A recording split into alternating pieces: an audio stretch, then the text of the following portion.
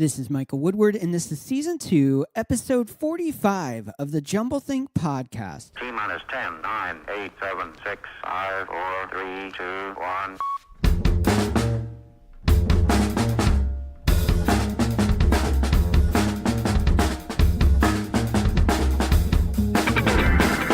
Welcome to the jumbleThink podcast, a podcast focused on telling the stories of dreamers, makers, innovators, and influencers. Along the way, we'll give you some tips and ideas of how you can chase your own big ideas and dreams and change the world around you.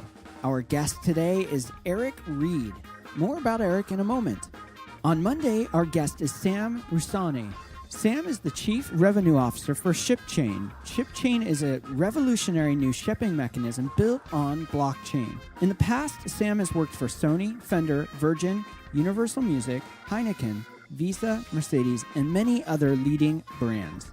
In the episode, we dive deep into the world of innovation and technology. It is a super fun episode, so make sure to check out Monday's episode with Sam Rusani. Now let's join our conversation with Eric Reed.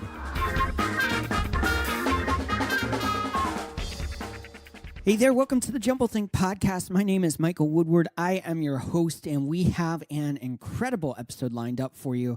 Before we dive into that, I want to encourage you, wherever you're listening to this podcast, click that subscribe button. You can find us on Apple Podcasts, iTunes, Stitcher, SoundCloud, Spotify, iHeartRadio, Google Podcasts, and all of your favorite places to listen to podcasts. Subscribing is even easier if you like to listen on iTunes or Apple Podcasts. All you have to do is swing on over to jumblethink.com/iTunes, and it will take you right to where you can subscribe for the podcast. You can also do that with Spotify, jumblethink.com/Spotify, and it will also take you right to Spotify where you can click that subscribe button and become part of the jumbleThink family.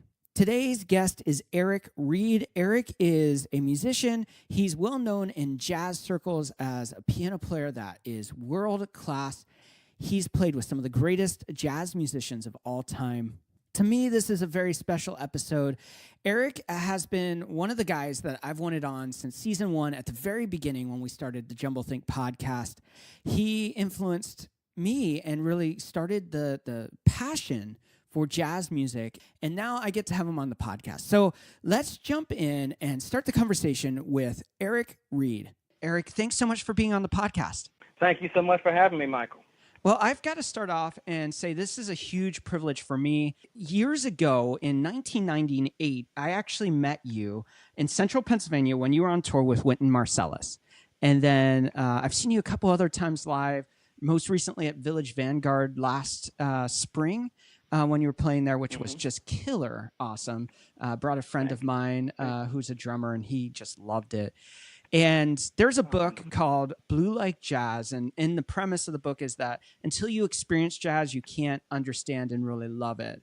And for me, that first experience with you, getting to walk through the hall of the school and talk to you and ask questions, and then to see you play and to see Wynton Marsalis play, that was for me the foundation of where I began to understand and fall in love with the concept of jazz. So thank you for that. Oh, thank you. Let's dive in here. Your name's obviously Eric Reed, and you are a jazz piano player. What is it that you do? Because there's so many different facets of music and musicians. So what is it that you do? Well, one of the things that I try to do is to avoid labels like jazz piano player. Okay.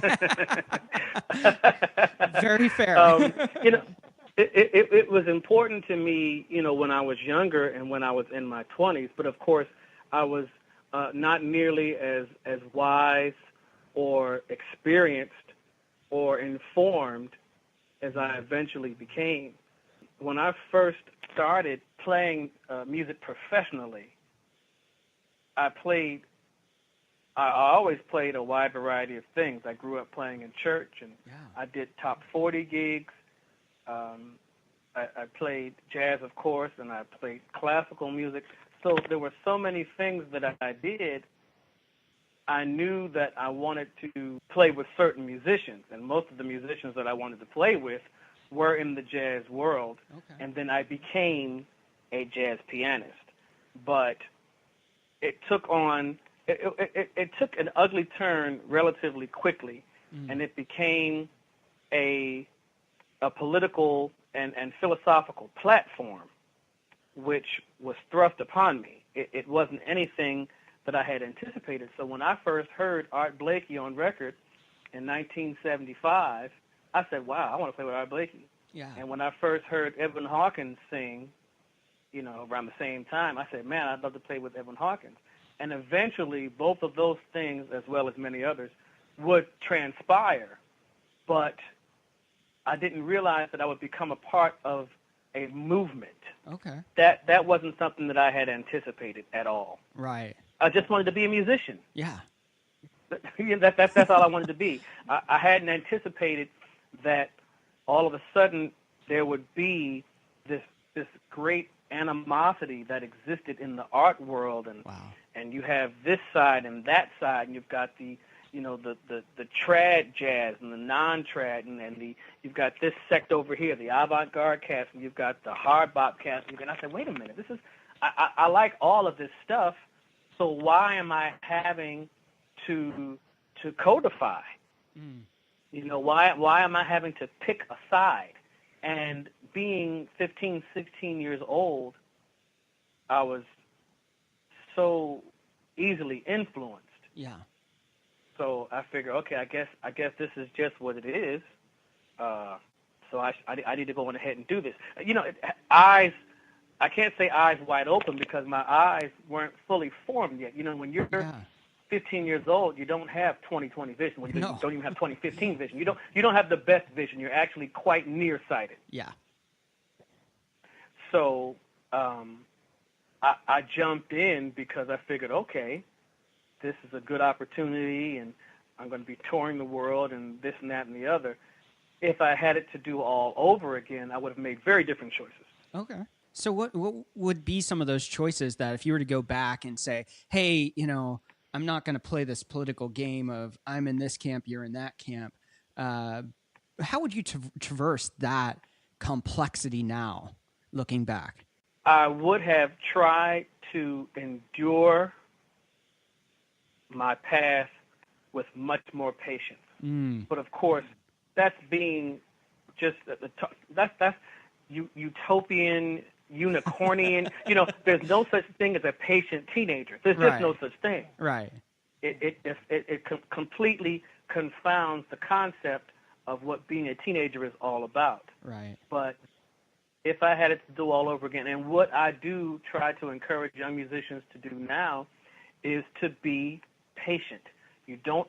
Every opportunity is not always a good opportunity. Oh, that's good. Yeah. People say opportunity doesn't always knock twice, but it actually knocks quite a few times, especially when you're young. Yeah. Yeah. And there's always time to get experiences. Yeah. And you have to not look at it's sort of a Zen-like kind of approach.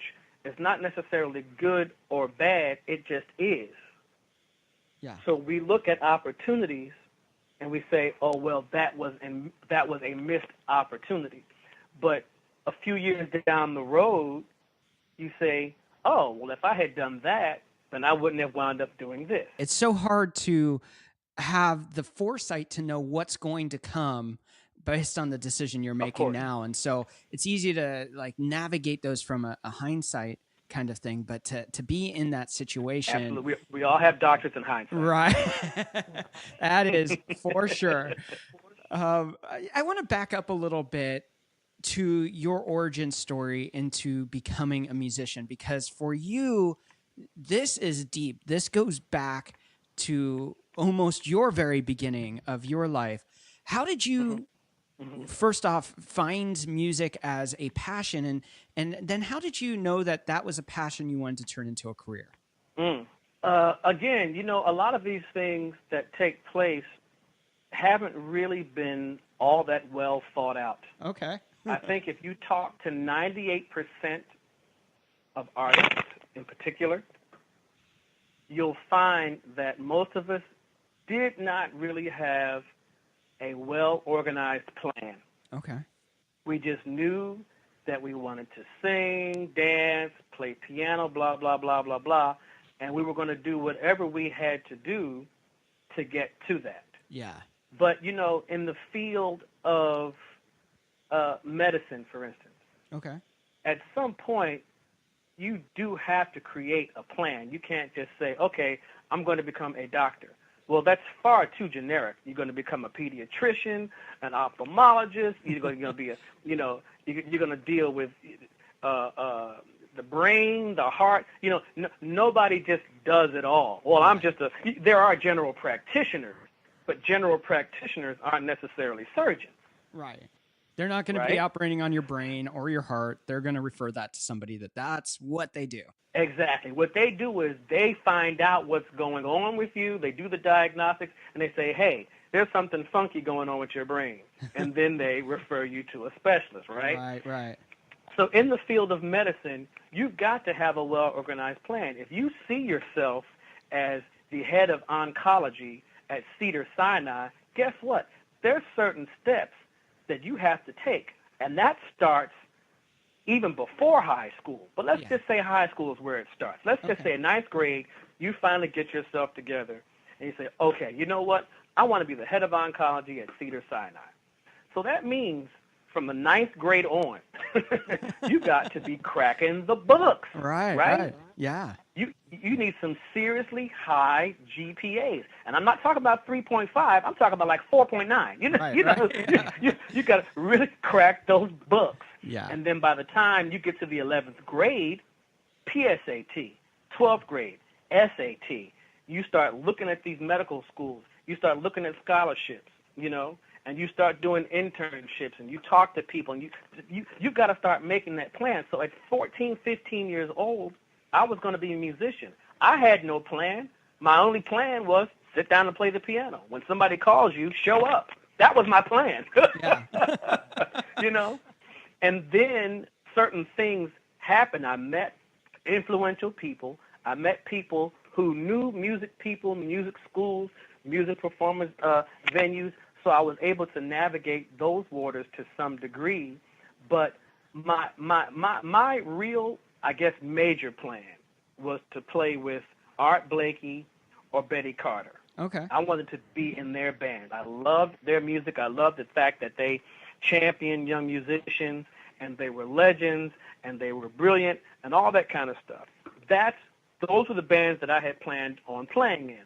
But both of those piano chairs were occupied. Yeah. So instead of continuing to pursue it, I took the first gig that came along and wound up doing that, and that occupied a great deal of my time, so that when Betty Carter and Art Blakey's gigs became available, I was already working. Right. You weren't available. No, I wasn't available. Exactly. So I was like, man, and my dad was like, son, you don't quit a job when you've made a commitment. Right. And in retrospect, I understood where he was coming from, because he really gave me a lot of amazing pearls of wisdom. Right. But in retrospect, I believe there would have been a way to do that. But the only problem is this. I believe in keeping commitments. Okay. Even though the chairs for Betty Carter and Art Blakey became available, and I would have had the opportunity to exploit that and take advantage of it, I just didn't feel right saying, you know what, I'm quitting this band and joining somebody else's band. Yeah. That, to me, that didn't jive with my integrity. Right. And the thing is, it would have paid a whole lot less. Yeah. And I think I might have been considering that as well. I mean, living in New York City in the early 1990s was relatively uncomplicated. Right. But again, it's a matter of having a plan. And what I try to encourage young musicians. Now, because see, when up until about the early 2000s, mm-hmm. you could say, okay, I just graduated high school. I want to live in New York City and play with the Cats. Hopefully I can play with, whoever was still alive at 2000. Right. Roy Haynes, Jimmy Cobb, Louis Hayes, all those guys they're still around. And that was the plan. You just moved to, it was the plan for, I guess, close to 50, 60 years. Wow. Leave high school, go to New York City as a young musician, and play, and you can have a decent career, even if you don't even play all that well. There's so much work at the time. You got to fill a slot, and they need a body there. Yeah, just show up. And you can put your hand on the instrument, you're good enough. Yeah. But that's not an effective or even practical plan nowadays. Right. It's just not. Everything has changed. Everything. The music, the way the music is heard, the way the music is played, the economy, every single thing about that has changed. So when I talk to young musicians, I'm always encouraging them, listen, have a plan. Hey, Mr. Reed, I got to first of all, get used to them calling me Mr. Reed. But, Mr. Reed, I just, graduated from, Newberry High School, and I just got my degree from, discography university. And I said, okay, well, what are you getting ready to do? I'm going to move to New York. I said, okay, and then what? And they look at me like I have three heads. Yeah. Because they're thinking the same way I would have been thinking if somebody had said that to me. Yeah. Because in 1988, that's what you did. Right. You moved to New York and you got in a band. Yeah. But in 1988, there were dozens of bands. Yeah. And there was a lot of work. In 2018, is that are we 30 years later? Please don't say we're 40 years later. We're 30 years later, right? Right. Yeah, 30 years later. Yeah. The plan has to be very different now. Yeah. Because there aren't as many bands. Yeah. There aren't as many venues, and the music has changed. Right. So what you have to learn, all of that has changed as well. So I say, listen, moving to New York City to play at the neighborhood bar for $50, that's not a plan. No, you're just not going to survive with that. You can't. So I tell these young people, I said, you got to have a plan beyond just being a working musician. Yeah. You got to have different revenue streams. And Gary Bartz was preaching that back in the 80s. Wow. And it's even more true today. Absolutely. I want to talk more about the business side of music in segment 2. I wanted to go back a little bit. You started like when you were 5, though, right? And you started with... I started playing piano at age 3. At age 3, your dad was your dad a pastor at a church in Philly at that time? He was, yes, he was. In Philadelphia, yes. You were growing up playing in the church, and that foundation for you, how did that really, having parents, you talked about the ethics and the integrity of your dad, you talk about your belief system today is impacting the choices that you made back then and today. How did that really set you up for the path that you're on today? It's difficult to talk about my father because without getting emotional, because he died when he was 68. Wow. And I was 31. Wow. And in my opinion, still way too young to have lost my father. Yeah.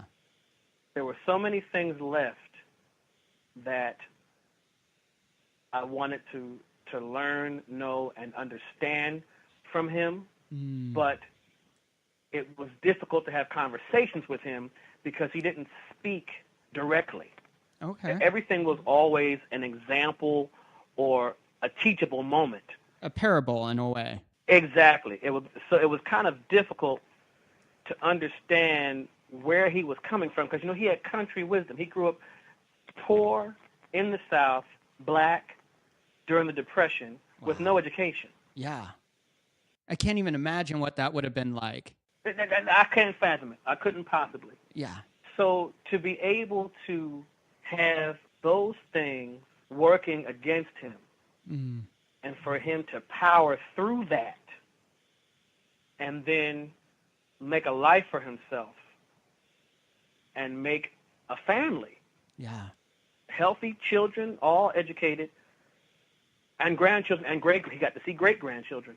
Listen, man, this is the kind of stuff you can't learn in school. Right. You just have to live life. And I wanted to ask my father more questions just about life. Just about life. That's anything good. I wanted to know that was in a book, I could look in a book. Right. But right. I wasn't going to learn about his life in no book. Yeah. I could read Roots, or I could read, some doctoral thesis on poverty in the United States and race and blah, blah, blah, blah, blah. But I needed to be actually living and talking to a living, breathing person about just life stuff. And there's all kinds of books about life and life experience and how to deal with middle age and how to get through your teen years and catechism for boys. Right. There's a really, really good book, though, that I really like. Because for me, a lot of the books that I read, they're like Bibles for me. I read my Bible every day, but there are also these other books that I keep right next to my Bible. Malcolm Gladwell, The Tipping Point. Ah, great book. It's right behind me on my shelf. Yeah. Yeah, it's a great book. And it's like a Bible of sorts. Yeah. You know, I love his book, Blink. I love his book, Outliers, David and Goliath, What the Dog Saw. These are great, great books. Susie Orman, 9 Steps to Financial Freedom. These 2 books up there by Dr. Gordon Livingston, Too Soon Old, Too Late Smart. Great title. And then he wrote another book called And Never Stop Dancing, 30 More True Things You Need to Know, just about life. And I loved it. Was either the Ann Landers or Irma Bombeck. One of them left behind a list of life lessons and things you should remember. And these kinds of things are very, very helpful. These are the kind of things that I really wanted to learn from my father. I really wish that he was still around because I got so many questions. He could have helped me to get through. Yeah. But to answer your question about my father, it's just that he left such a tremendous legacy of wisdom. Wow. And I was able to learn integrity. He was diligent, hardworking, always was busy, always had something. He was amazing with his hands. That's one thing I never really got from him. He used to love to get up at 7 o'clock in the morning on Saturday. Wow. I was like, dude, Dad, it's Saturday morning. I mean, I've been in school all week. I'm not trying to, come on, son. Me, my brother, Chip and I, both of us, at 7 o'clock in the morning, tarring the roof. Yeah. And it's like, oh, man, it's like the last thing I wanted to do. Right. My father built houses. Yeah. This is just, he worked on cars. He cut the grass, and this is a very solid middle-class lifestyle. This is a guy who grew up. We're talking about 13 siblings and 2 parents living in a 2-room house. Wow. In the 1930s. Yeah. He worked his ass off all his life to provide something better for his wife and for his children. Yeah. And this is the kind of thing that you hardly ever hear about today. I mean, I'm sure you're a good father. You know what I'm saying? You do anything you can for your children, for your family. For sure. And so to see my father do this, I remember when my father got laid off. So my father had to get a job cleaning toilets at a bowling alley. And I'm thinking to myself, well, that's not what you were trained to do. Yeah. But guess what? He had a family to take care of. Yeah. And it's what a man does. Yeah. Women do what they have to do to protect their children. A man does what a man has to do to take care of his family. And these are the things that always stayed with me. I'll never forget my father having done that. Now, my father and I locked horns a lot on most things, except music. Wow. Music was the only place where he and I were both in absolute agreement. Wow. And I think my father kind of lived vicariously through me.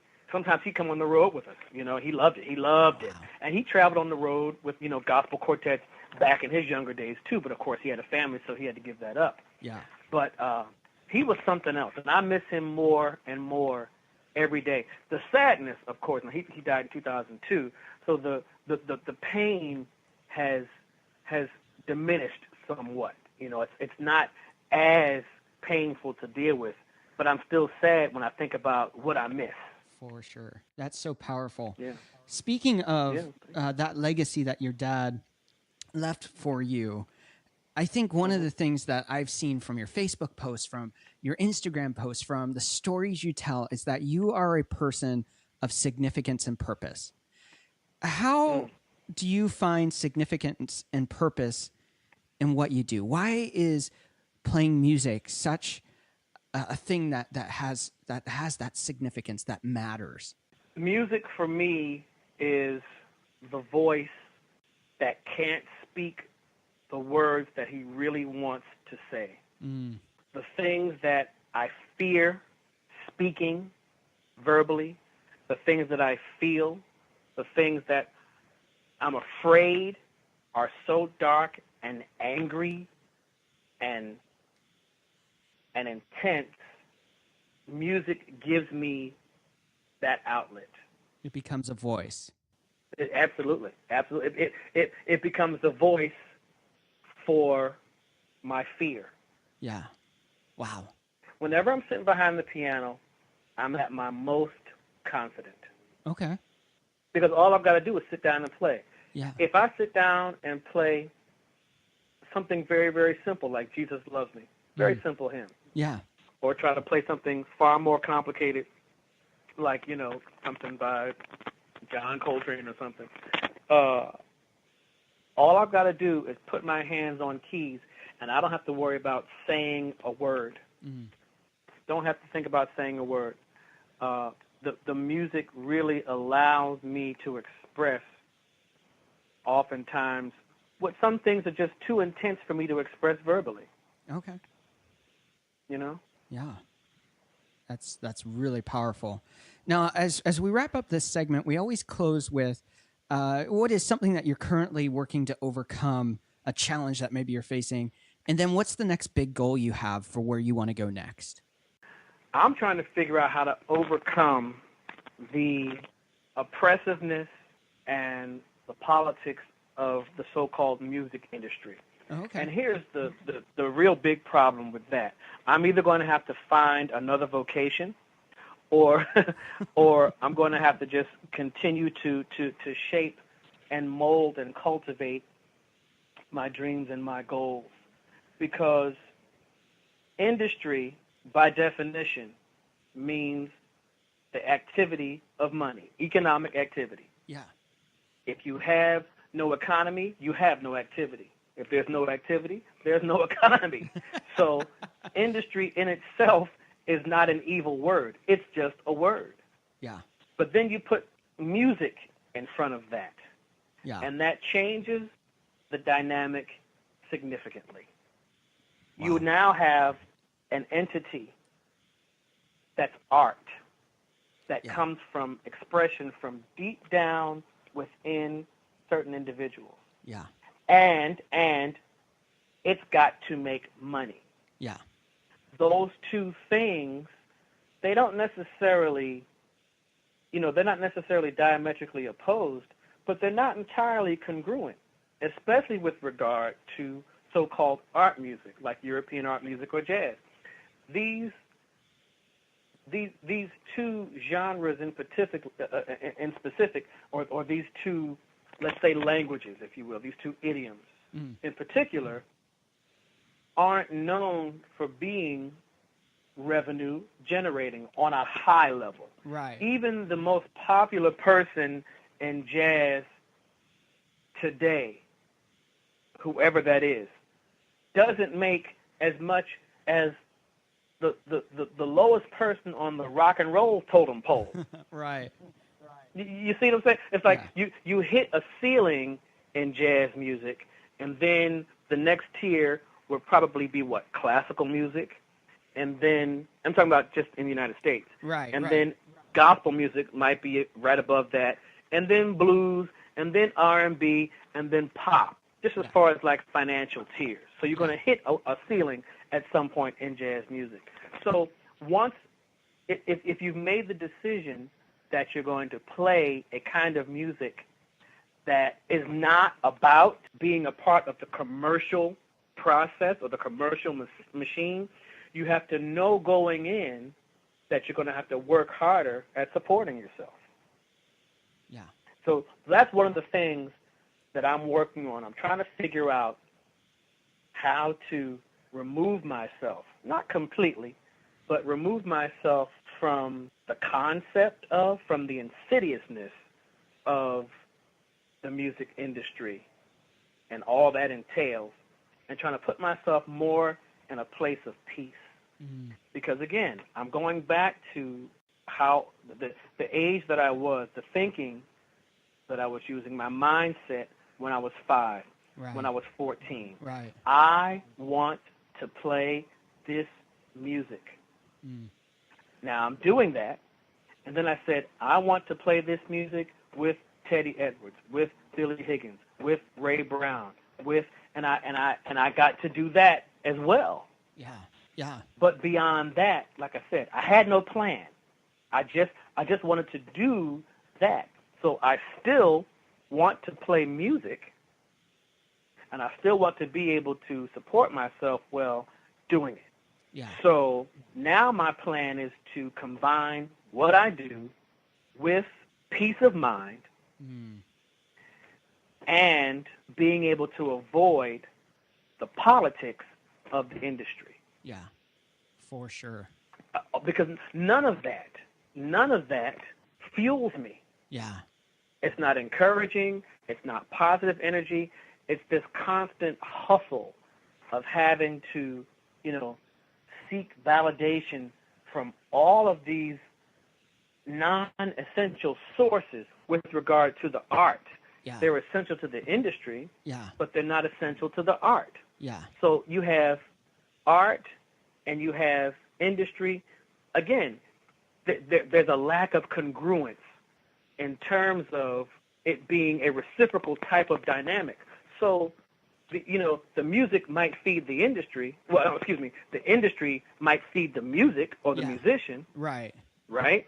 But the industry is the only one that's really getting fed. The musician's not getting fed. Right. Right. To a degree. I mean, we're not getting fed in terms of being fulfilled. Right. And satisfied with the art. Yes. Because what winds up happening is you have to start doing more things to make yourself industry friendly. Right. So back in the late 80s, early 90s, radio, they like songs to be, 3 or 4 minutes long. That was always the thing. They like songs to be 3 or 4 minutes long. Or somebody says, well, you know what? How about a song that's about 2 minutes for going into the top of the hour? And we need something that's more radio friendly. Right. Whereas in 1960, I think, Lee Morgan did a record called Leeway. There was 5 songs on there. Right. 5 songs. Right. 45 minutes. Right. That's what you had for an LP. Yep. And I think the CD has become the bane of musical creativity. Yeah.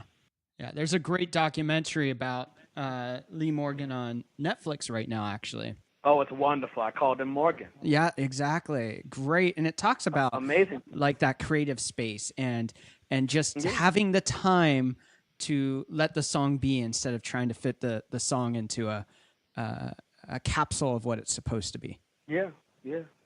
Part of my fear, Michael, is that I'm trying to that I'm operating from a place of nostalgia, or that I'm trying to recreate the past, and I'm really not. Yeah. I just remember a time when we were better, things were better, and I'm speaking politically as well and socially. I mean, racism has always existed, but has always existed. But just in terms of having a sense of pride about being a United States citizen, and I don't mean that kind of fake jingoism, flag waving, we're number one. No, that's not pride. That's something else. I'm talking about living in a country where I'm able to experience, even being African American, being able to experience the freedom and the space to enjoy this republic, to enjoy a vibration of democracy, to enjoy, capitalism. Yeah. I'm not opposed to capitalism. Yeah. I think greed is the problem. Right. Capitalism allows me to be able to charge what I want to charge. Yeah. I mean, communism, come on. Everybody makes the same thing, and then you get what you're supposed to get according to somebody else based on your needs. Right. Capitalism say, hey, if you want 5 cars, you can have 5. You know what I'm saying? I mean, again, greed becomes the issue, and I think that's the ultimate issue with with the lack of checks and balances, with the extent, with the regard to capitalism. You got to have a system of checks and balances. So that's essentially what I'm working. I'm working on that now. I'm trying to figure out how to pose myself, how to position myself, so that I can not what does it say? Work smarter, not harder. Right, absolutely. There's so much good in there. I want to dive into this more in segment 2. We'll be right back with Eric Reed and diving into the world of the business of music, the culture of music, the politics of music, and some other really great topics in segment 2.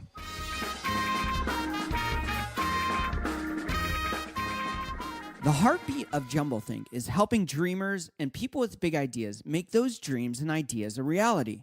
One of the ways we do that is through the free guides you can find at jumbleThink.com/guide. Currently, you can find 2 really cool guides to help you on the journey of chasing your big ideas and dreams. The first one is Overcoming the Unknown, and the second guide is How to Know When You've Found Your Big Dream.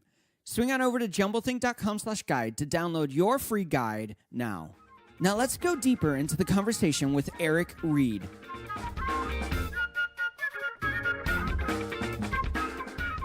We're back with Eric Reed.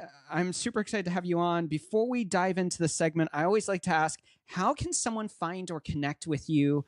You've got at least 27 albums that I could find. You've played on countless more. So how can people start finding you, listening to the music you're creating, and connect to you? I don't know if it's ethical for me to say this, but I would say YouTube. Okay. YouTube has everything. Okay.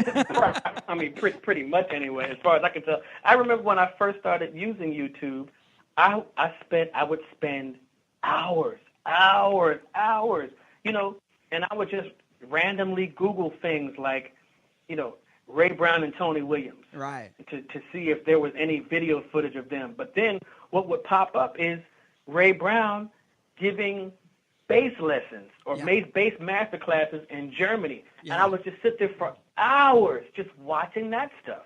Yeah. I think that may be the easiest way to gain access to my music. Unfortunately, Eric Reed's a fairly common name. So you're going to get about a dozen other musicians named Eric Reed, believe it or not. Yeah, there's a singer. There's some other people. Yeah. Trombone player, French horn player. Yeah. So at least they're all talented. There's no slouches. How about that? That's good. Yeah. Yeah. But I mean, of course, there's still the law still has yet to catch up with the technology because there's copyright infringement and things like that. So that's why, like I said, I was a little reticent to recommend YouTube, but I use it all the time. Yeah. And it's really cool because there's things that you can find on there that you can't find anywhere else. Either they're not being published anymore, they're not licensed anywhere. I think I was listening to actually something that you were playing on. It was Wynton Marsalis at Village Vanguard. And I can't find that anywhere else except for YouTube, And so it's just those kind of things. I like to tune into you at Apple Music because hopefully you're getting something back for that. I don't know how all that works. Which I appreciate. Thank you. But well, there's like for a long time, many of the master recordings for some of these albums, the master tapes, they were owned by the Japanese. Oh wow! So when they were reissued on CD, like a large part of the Blue Note catalog. Yeah. You actually had to go to Japan or special order it from Japan in order to get it because it wasn't available in the States. Wow. I'm a huge LP records fan. I have a really decent collection. It's nothing on the Kenny Washington level. It's my favorite thing to see on your Facebook posts is you're like, look at this. You got to listen to this. Yeah. And you're showing like old-fashioned vinyl, which we have a whole bunch at our house. We love it. I love it. And it's wonderful. It's so rich and so warm. Right. But the vinyl things, like, a lot of this stuff is not available. It's out of print. Right. And so it's definitely not available on CD. So for me, my thing is this. I understand that somebody, like Edwin Hawkins, for instance. Edwin Hawkins died earlier this year. Yeah. He recorded 2 really, really good records for a label called Birthright. Okay. And I don't know who owns those masters, but those albums need to come out on CD because they need to be available, period. Right. It's as simple as that. Right. But, of course, you got to get into a whole thing about licensing and paying for the production of the CD and the artwork and all that kind of stuff.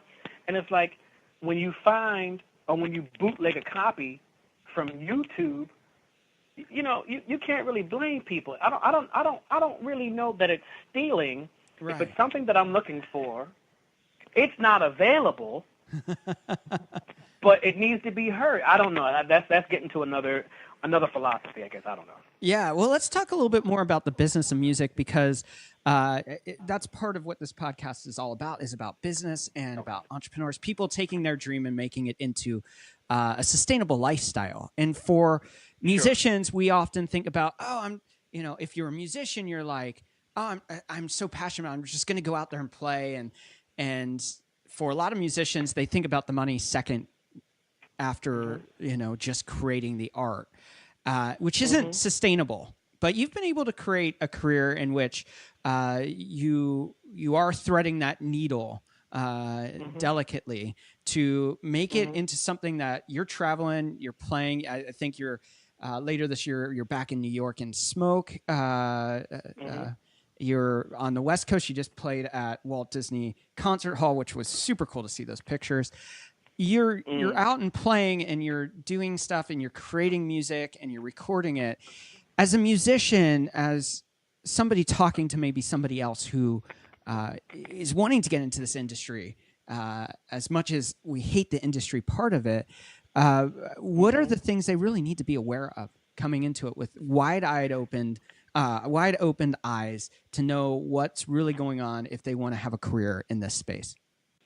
In financial investments, they tell you that it's important to have a diversified portfolio. Right.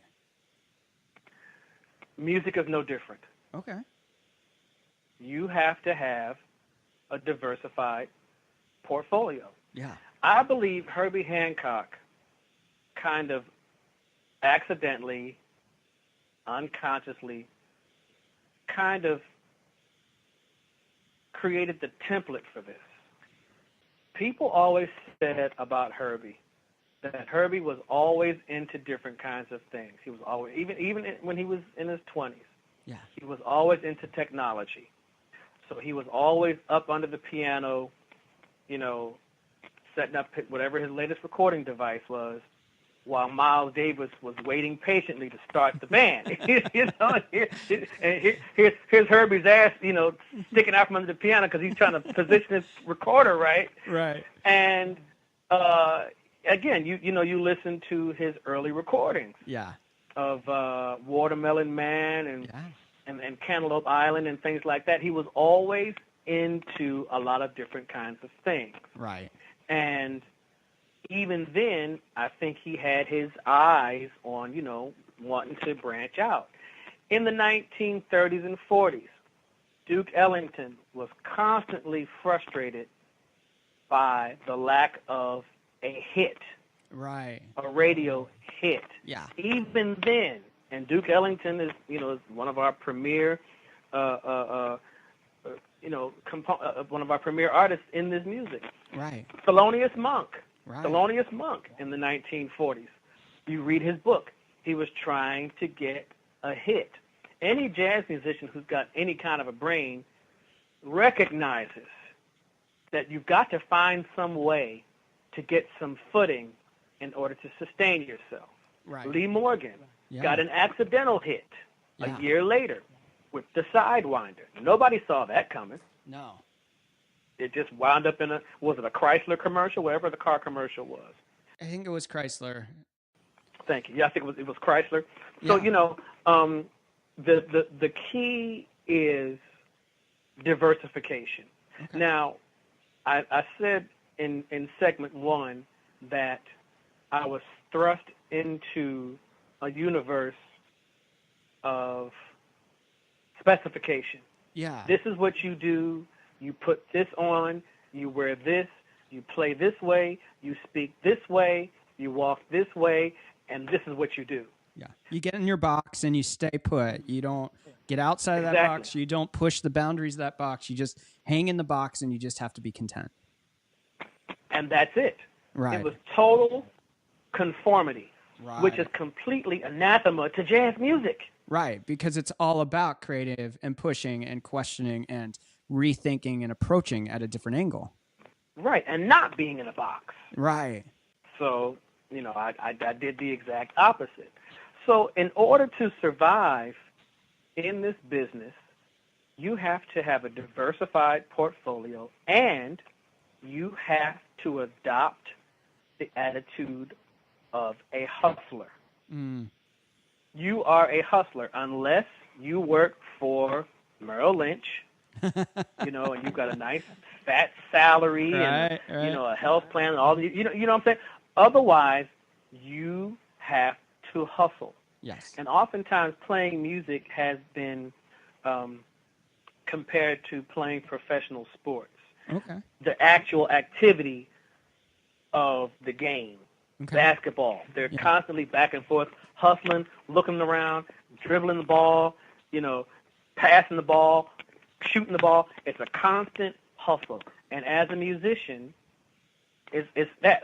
I was on the phone when you called with my attorney telling me that I was going to have to get a music accountant to keep track of all of these different revenue streams. Right. Kendrick Lamar sampled one of my songs a few years ago.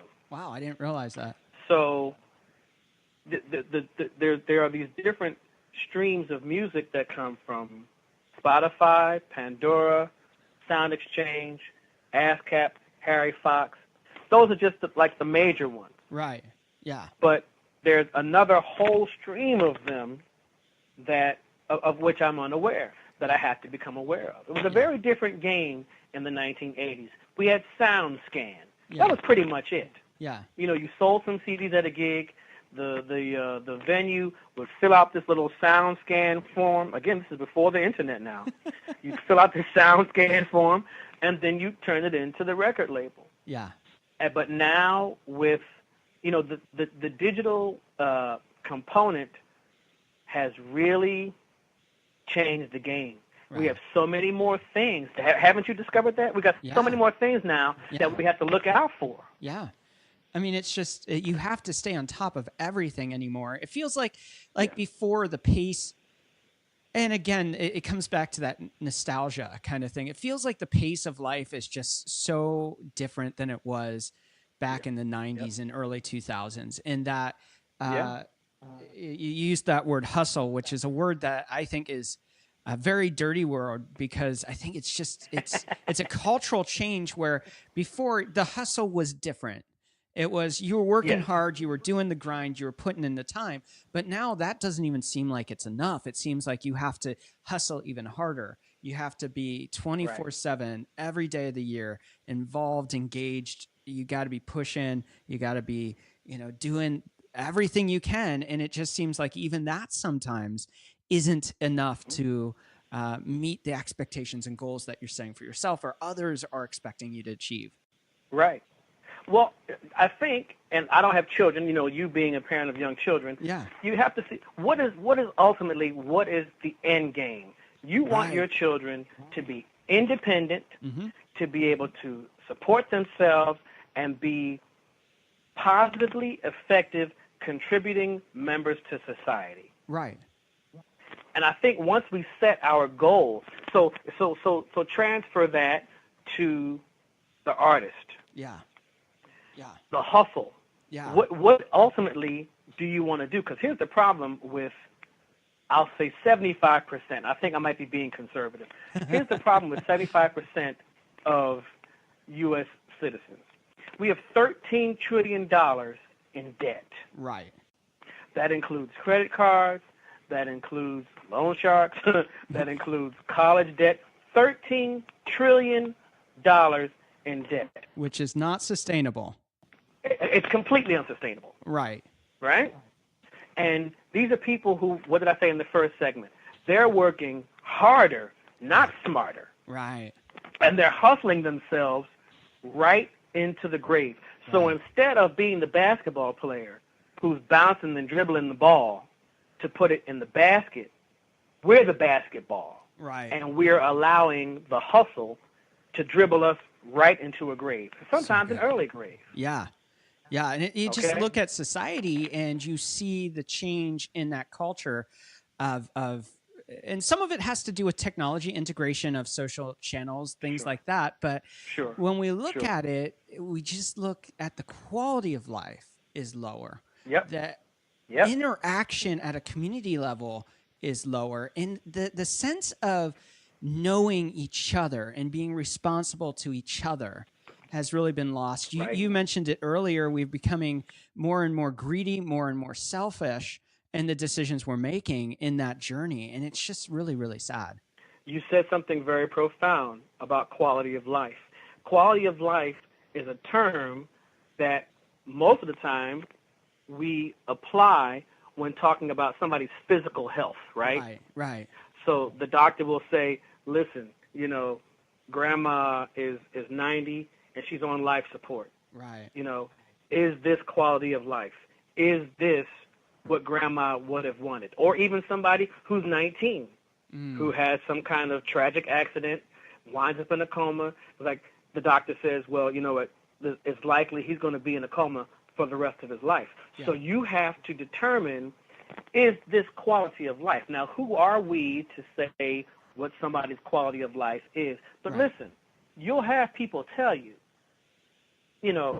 when it hurts to pee, you wake up every day in pain. Yeah. You don't know who you are. What is the quality of life there?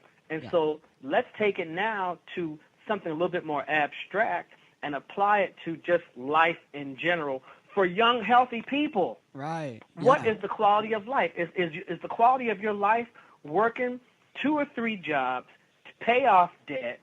You don't even get to enjoy your money. You've got people. Now, here in California is a very interesting dynamic, specifically in Southern California. Yeah. You've got people who will spend upwards of 2 hours sitting in rush hour traffic. I've driven that traffic. It's not fun.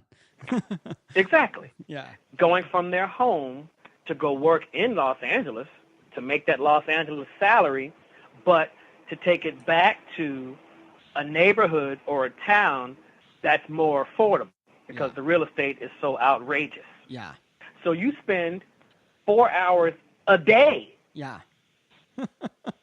you spend the equivalent of a part-time job a week. Yep. To work a full-time job.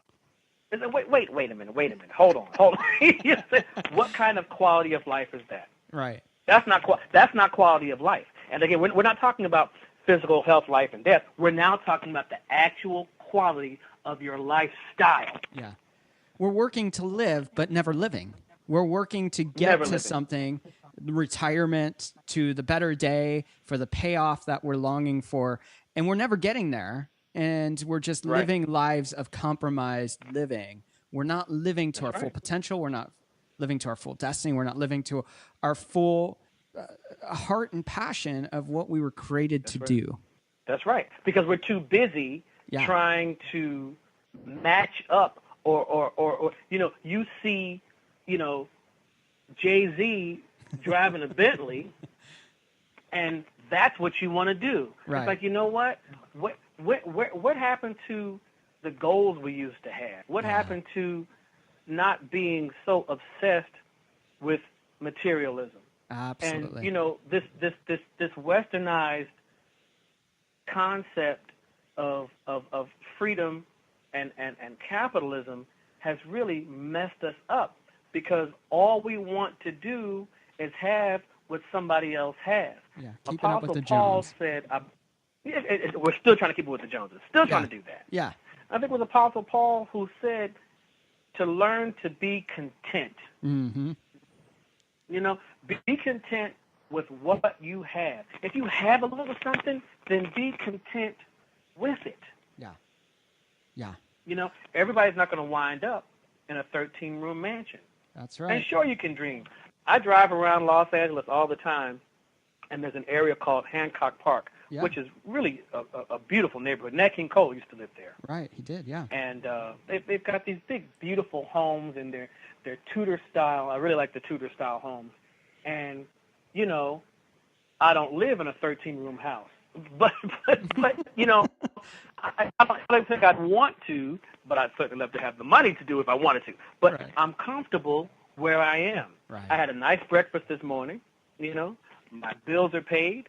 My phone is clearly paid. I'm sitting here talking to you. You know what I'm saying? And this is what I was talking about before. You asked me earlier about what my plans are, what my big goal is. My big goal still is to develop a way to be happy with what I do, how I'm doing it, and avoid the politics of it. Now, I'm not saying avoid bad situations. Of course, you know, you live life, you're going to wind up in some bad situations. Right. But certainly, I'd like to be in a place where I have more options. You're living on your terms instead of the terms of someone else and their expectations and their way of doing it. Exactly, Yeah. exactly. And trying to figure out how to do all of that without hopping on a plane. Yeah. Because all this traveling is for the birds. It was great when I was in my 20s, but, you know, I'll be 50 in a couple of years, and I'm trying to be at home as much as humanly possible. I hope that you continue traveling to New York so that I can see you more often, at least. So it's a little selfish on my part, but I love seeing you play, and I love when you come here. So, you know, at least keep a couple East Coast dates for us people back here. So I appreciate that, and thank you so much for the encouragement.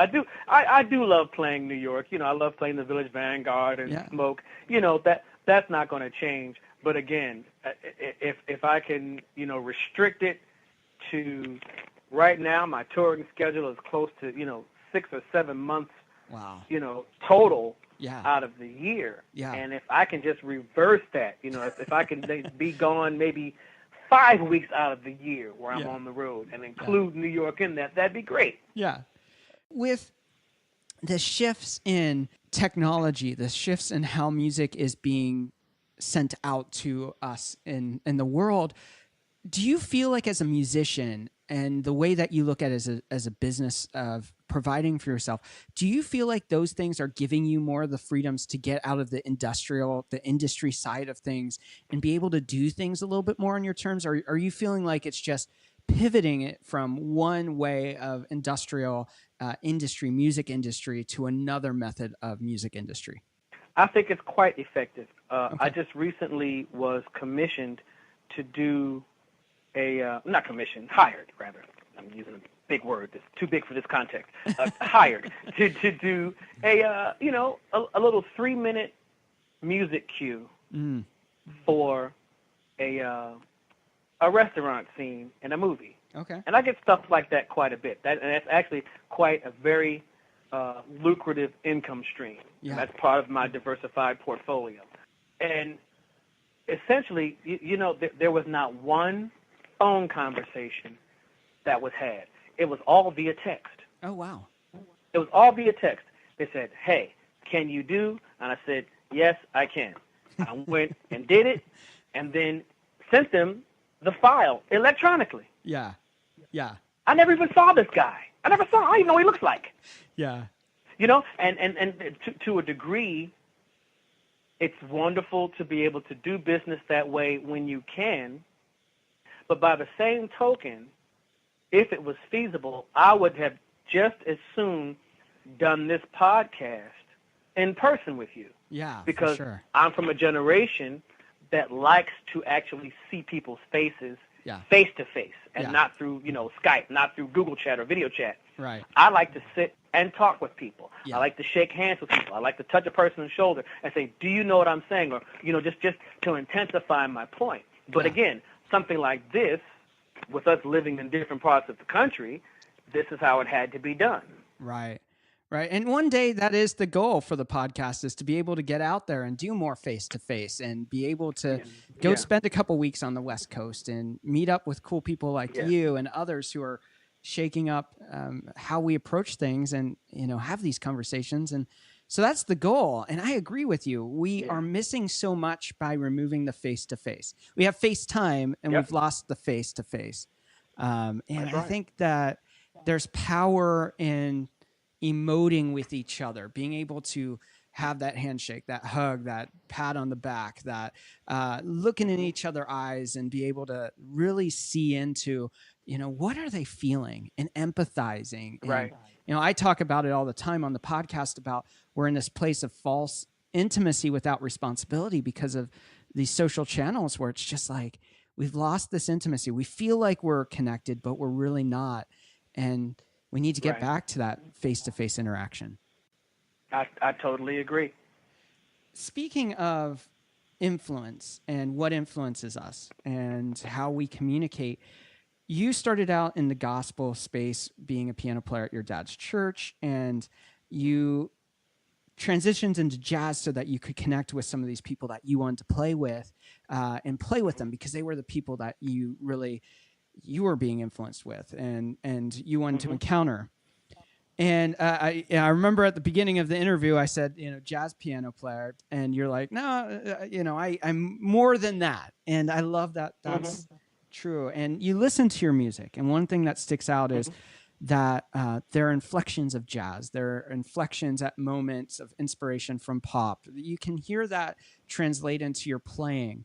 For you, how have these different influences crafted your own sound? How has that really begin to give you your own voice through your playing, that I'm listening and this is Eric, and it's influenced by his past, it's influenced by his present, and it's being influenced by the future he wants to create? So how has this intertwining of different legacies that you've lived begin to impact your playing over the long term?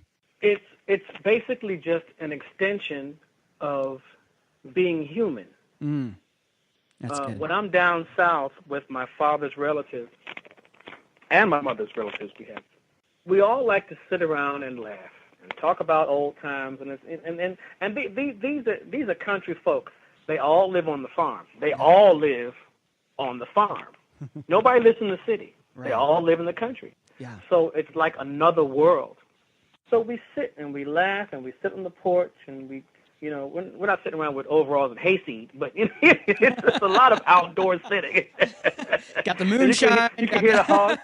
Yeah, the moonshine. Right. Sitting there playing with the jugs. It's not hee-haw. Straw cigar out the mouth. Yes. No, there's nothing like that, but not far from it. But you can hear the hogs grunting in the background, and you can just smell the fresh air. And we sit around.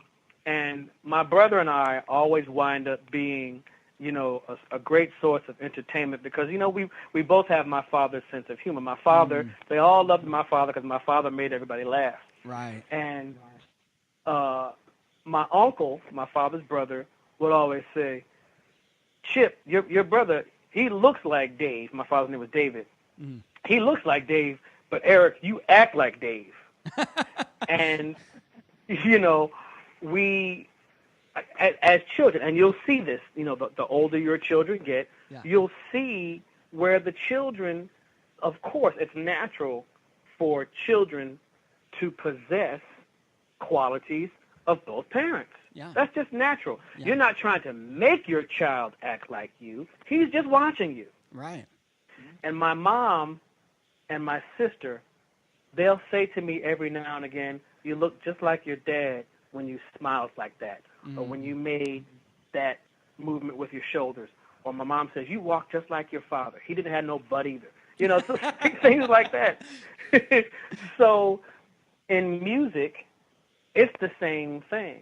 I will always be an extension of the music that I love. I will always be an extension of the things that I heard when I heard Glenn Gould play the Goldberg Variations for the first time. That will stay in me forever, even though it might not be explicitly manifested in what I'm doing. The essence of it is still there. The very first time I heard Art Tatum play Georgia on My Mind, that's always somewhere in the recesses when I'm playing. Even if I'm playing something like, an original composition or anything from my own compositions from my album A Light in Darkness. Yeah. The ghosts, the ancestors they're always there hovering around. The Bible says, I think it's Apostle Paul again, that says, we're encompassed about with a great cloud of witnesses. Right. Yes. These are our ancestors and our loved ones that have gone on before us, Yeah. cheering us on, Yeah. saying, hey, man, keep going. Yeah. You can do this. You got this. Yes, I know the sound guy was a jerk to you. Yes, I know the flight was a little bit late. Yes, I know you had to sit in the middle seat. Yes, I know they only had a full-size bed versus a king. These are first world problems, by the way. Yes. But, I know you and the singer got into it at the sound check. I know they didn't have, Arrowhead water. They only had Evian water. But when you get onto the stage, Yeah. once you're on the stage, Yeah. all that stuff becomes just something else. Yeah. It Yeah. becomes fluff, I want to circle back in a moment to your newest album, A Light in the Darkness, which is a timely title for so much of what's going on in culture right now. But before we dive into that, you mentioned some references to scripture. I love your posts on Facebook. I come from years and years of working in churches and being a pastor and playing music in churches. I know that that's where you got your foundation. Faith is so significant for you. How has faith become a guidepost, a foundation for your music and the message that your music shares? Faith has never failed me. When I have placed my faith in God and not in things. Right. I have had what, in hindsight, I now recognize this was the way it was supposed to go. But in the past and at the time, I would have called them disappointments, missed opportunities. I mentioned that before. Right. But again, in retrospect, those things weren't supposed to happen. Right. Because if they had happened, it would have taken me down a different path, onto a different direction, and I would be someplace else now. I'd be wherever I was supposed to be then. You know what I'm saying? Yeah. But my faith, when I have put my faith in God and said, you know what, God, I know there's a plan, and I recognize that whatever is happening right now at this moment is not designed to destroy me.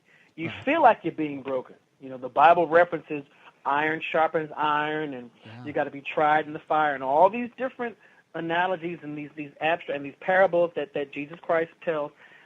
But these things are crucial to our understanding of faith. Right. The idea of the process of how a pearl becomes a pearl. Right. Diamonds in the rough. All of these different these quotes and these old sayings about faith and putting your faith to the test, because faith is an action word. Faith is a possession, but it has to be active. It has to be active. Yeah. And you have to look at your situation and go, you know what? This is not exactly what I was thinking it was going to be. Right. This is not what I wanted, but this is it. Right. Here I am. Right. And so I'm going to have to, rely on God to get me through this, or to help me to see what this is, or to help me to understand what this is, so that I can continue on. Right. So, and my faith has not always been so sure. It hasn't always been so secure. And you know about this. Just faith is, faith takes a great deal of practice, right? Right. It's a lifestyle. It is you mentioned that it's an action word, and unfortunately, faith is one of those things all of us, I think, want to have, but it's something that has to be practiced to be earned. And even once you earn it, that faith is still going to be tried. It's going to be under the fire. It's going to be through that process. And you got to work out. There's a passage in scripture that says that we're going from glory to glory. And I think that that's what it's saying, is like, we have these moments of amazing breakthrough, amazing victory, success. And then what gets us through to that next moment of achievement or breakthrough, or place that, we all see the celebrity or the musician at the award show where they're giving glory to God. But there was a lot of things that in the midst of that, you just go, the lament of it. God, where are you? Why has this happened to me? Life sucks. How long do I have to continue praying? And I think that we all want to say that we have strong faith, but it's easy to lose because it's torturous in the fire. Well, and also because we are only going by what we see. Which is totally contradictory to the scripture. Faith is the substance of things hoped for. Right. The evidence of things unseen. Right. So when you can't see where the other scriptures, I think it's what is it, Galatians, that we wrestle not against flesh and blood, but against principalities. Right. So a light and darkness is something that resulted from a very trying couple of years. The past couple of years have been filled with lots of death. I've lost a lot of people close to me, a lot of people, a lot of relatives, friends, and just other personal setbacks that have just made me question everything. Wow. And I think it was kind of the part of the catalyst took place around 2015, 2016, once Mr. Trump decided that he was going to run for president. And I said, okay, this is going to be interesting, and how that all came about. Right. And then all that has transpired since. Yeah. Now, I'm not going to make Trump the scapegoat. Right. I'm not going to say that this is entirely in his lap. I do believe that his existence, his position, and his presence allows for all of this dross and all of this, after a hurricane, Hurlin Riley, Hurlin Riley, was telling me they have hurricanes in New Orleans all the time. All the time. Hurricane territory. Yeah. That's hurricane territory. He said one time after a really bad hurricane, I think in the 1970s, after the water recesses, all of these creepy, crawly creatures that God created come sometimes we wonder why, but hello, and it's the first time I had heard of a water moccasin. Yeah. I said, snake, so you've heard of this? I had never heard of it. Yeah. And so he said, I think it was the water moccasins. I think they also call them cottonmouth. It's a snake. Cottonmouth. Yeah. I can't do snakes. I do. Come on. I don't like loves snakes at all. Whatever. If they do, they're mental. Yeah. Who, exactly. Thank you very much. Right. So all of these creepy, crawly things come up out the ground, and there's this really nasty stench. Right. And this is where we are now, Michael. I'm not trying to get the political. I'm just saying this is where we are now, and I don't like where we are because there's a lot of ugliness that was not always there. There was an undercurrent of it, but it didn't spring forth. Yeah. Now it's just taking shape.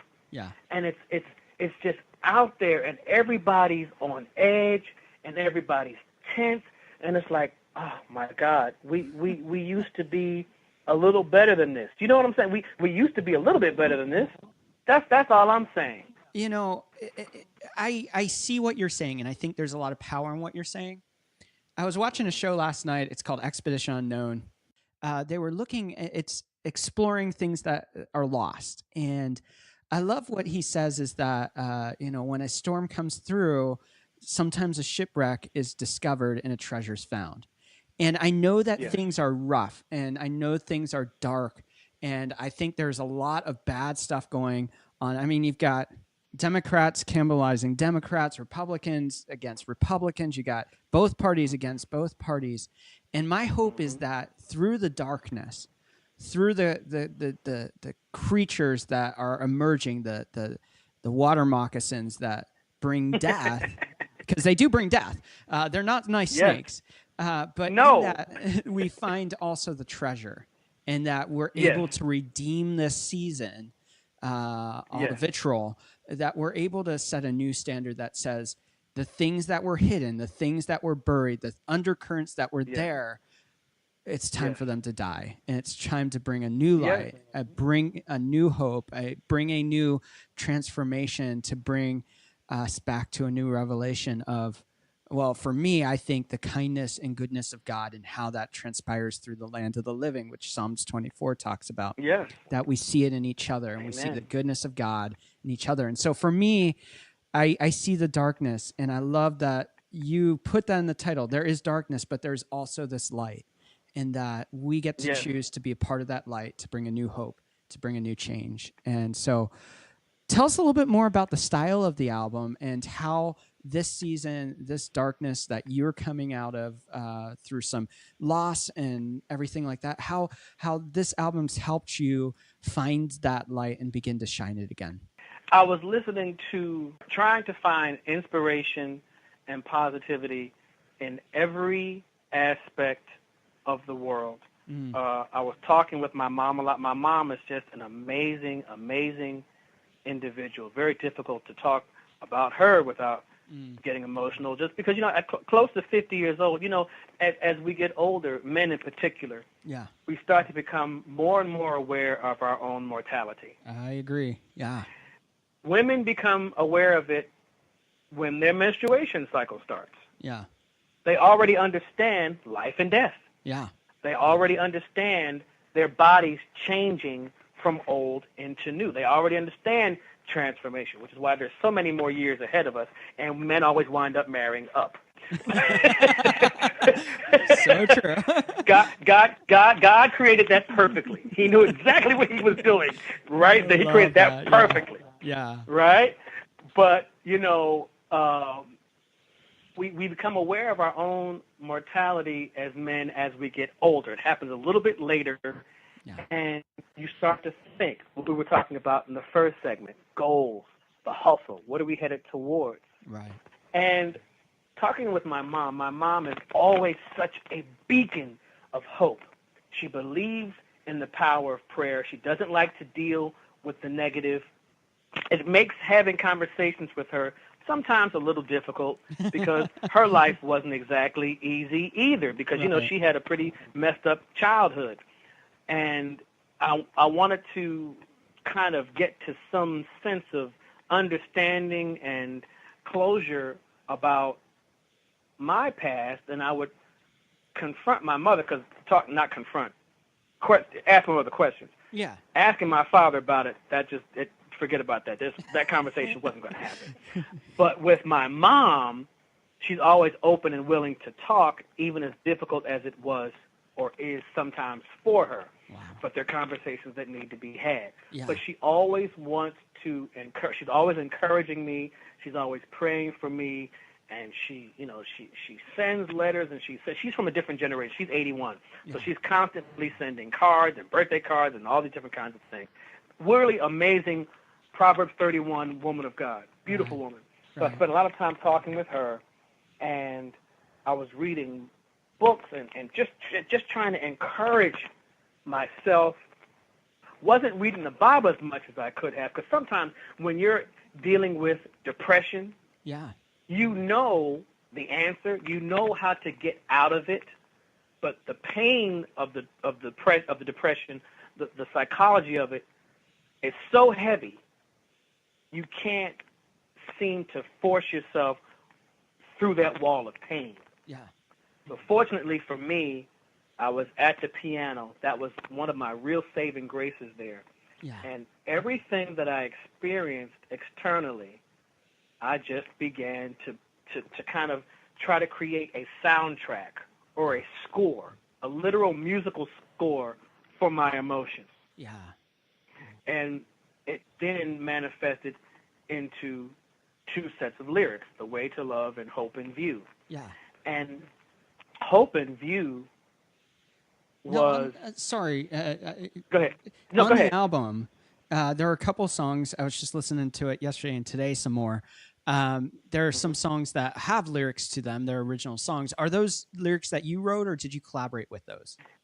These are lyrics that I wrote. Oh, wow. I didn't realize that. That's incredible. Yes. You missed that Well, from the thank you. jacket cover. You don't get to flip through it anymore when you're listening on your phone, and you can't see Right. all the... I used to devour those things, but now it's on the phone. It's like Yeah. those notes are just not there.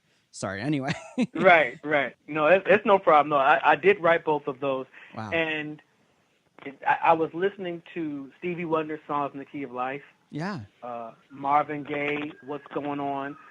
A Light in Darkness, if I may be so bold, is my own personal Songs in the Key of Life and what's going on. Yeah. I'm not trying to place it on the artistic and social level of those two records. And I'm not speaking, obviously, I'm not, being hagiographic about it either, but they are great works. They are. Yeah. And they spoke to a time, and they spoke to the people of the time. They had great messages. Right. So I wanted this record to be an album of messages. And for me, that's the first album that I've ever done where it was purely message-based. Okay. All of the other recordings that I've done, there has been a message here or there. Right. But mostly it was about the songs and the musicians and trying to just trying to play great. Just trying to, make sure that the music was being taken care of. But this one, in addition to taking care of the music, I needed the messages to be striking. Yeah. And they are. So now, they really are. all of my projects from here on out, I want them to be message-based. And thank you. I didn't mean to cut you off. No, you're fine. Thank you. Yeah, I love that. And I love that you're at a season in life where you're going, what is the message I want to leave behind? Because I think it's easy, especially in the jazz circle, to go, what's the music I want to leave behind? But there's so much more to what you're leaving behind than just music. It's also a message that matters and it has significance. So I find that truly inspirational. Thank you. I think the what I've come to discover, and again, going through everything that I've gone through, even some of the gigs that I didn't get that I wanted, and some of the gigs that I did get that I didn't want, I'm here. I'm here because of all of that. I'm here because of my pain. Yeah. I'm here because of tragedy. I'm here because my mother decided not to have an abortion. Right. I'm here because after 6 years of it just being my parents and my 3 siblings, God said, yeah, I know you don't want any kids, Jackie, but guess what? Here he comes anyway. You have nothing to say about it. Right. This is what's going to happen. I fought to get here. Yeah. I'm here because of the abuse that I suffered as a child. I'm here because of the abuse that I suffered as a teenager, as an adult. I'm here because of the bullying. I'm here right where I'm sitting right now talking to you, and my messages are going forth. That's my legacy. I'm here because of, not just because of the successes, not just because of the grace of God and the mercy of God, but also because I'm on the other side of the pain. Yeah. And that, again, goes back to God being faithful. Yeah. One of the most powerful songs ever composed, Great is Thy Faithfulness. So good. Yeah. Oh God, my Father. Yeah. Morning by morning, new mercies I see. Every single morning, new mercies. Yeah. You don't have to worry about how you messed up yesterday. So good. The success from yesterday, that was a beautiful thing. You were successful yesterday, but this is a new day. Yeah. And what's powerful about that song is that it can only be written from the perspective of someone that's gone through pain, that's gone through despair. Yes. How would you know otherwise? Yeah. How would you know otherwise? Yeah. How great God's faithfulness is. Right. Yeah. For sure. There's another song like that, another hymn like that. It is well with my soul. Right. Do you know the story behind It is well with my soul? I do, but why don't you share it for those who don't? It is well with my soul, for those of you who may not know. I believe the composer, is it Horatio Spafford? Not sure about the name. I think his name is Horatio something. But apparently the Reader's Digest version, as I remember it, I believe his wife and children Yeah. were on a boat, Right. supposed to be coming to him, Right. and there was a storm and the boat sank. Yes. That's in a nutshell. Right. Right. And so he was compelled to write, "When peace like a river." Mm-hmm. Now that's powerful. When you write peace like a river and your family perished in a storm. Right. On the water. But when peace like a river. Yes. Right. And an interesting imagery of that is like a river is moving and it can be violent and all of that, Yes. but like it's like you can find peace in that still.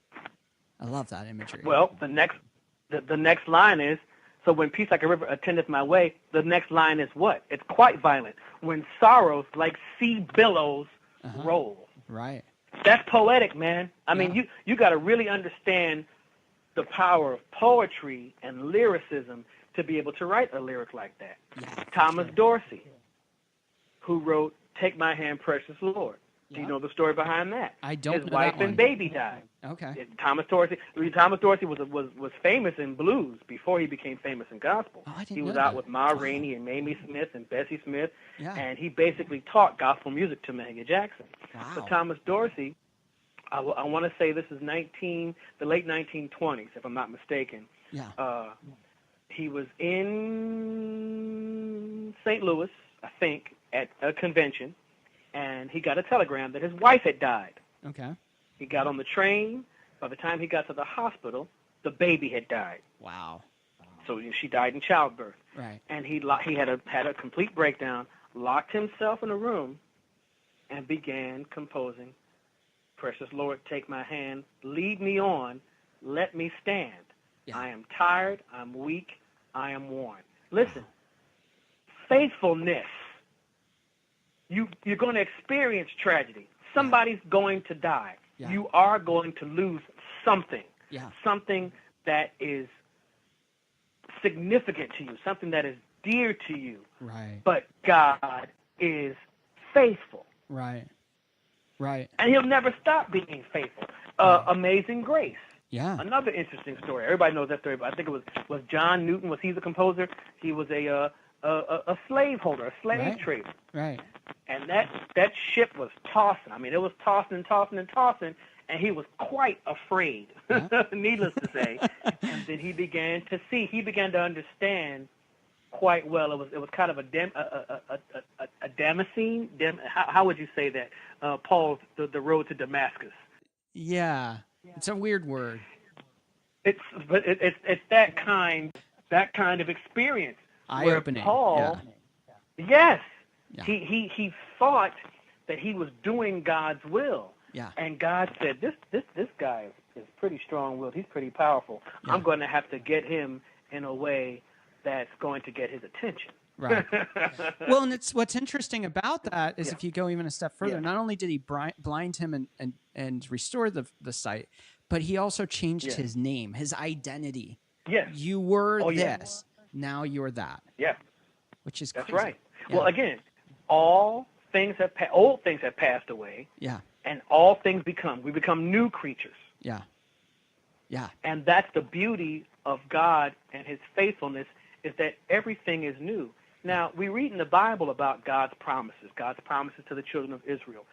And the thing we have to understand and come to grips with is sometimes the things that he promises you are not necessarily things that you're going to see in your lifetime. Right. And that's the thing we can't really fathom. It's like, well, God, you promised me that such and such would happen.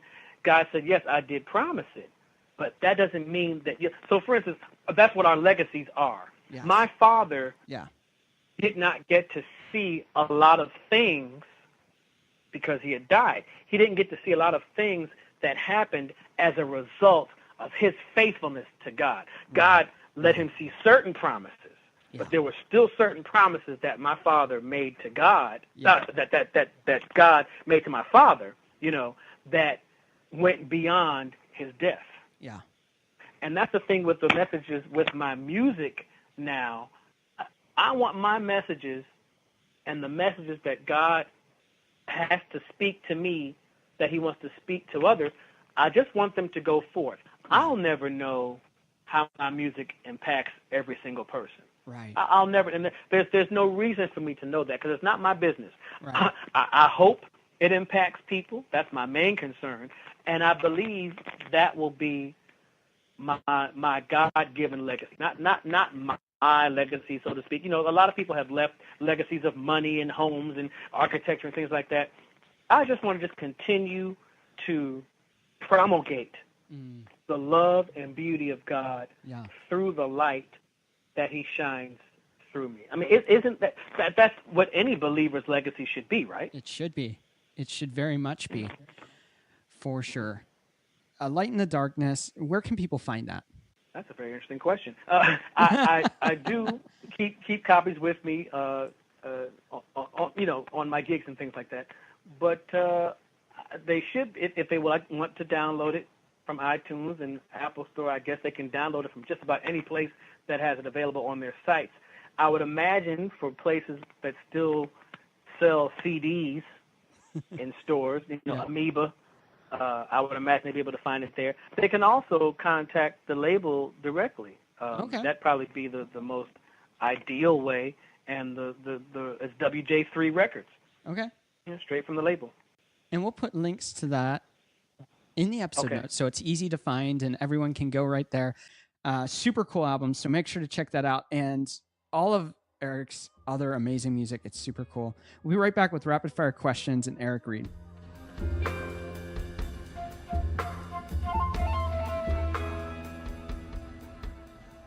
I hope you're enjoying today's episode. If you're enjoying today's episode and you're new to the jumbleThink podcast, make sure you check out some of our past episodes. We have absolutely incredible guests and over 145 episodes now. So make sure to check out some of those episodes. You can check us out on iTunes, Stitcher, SoundCloud, Spotify, iHeart, Google Podcasts, and so many other amazing places to listen to podcasts. You can swing on over to jumbleThink.com/podcast to see where you can find us. And while you're there, subscribe to the podcast. And now let's join Eric Reed for our rapid fire questions.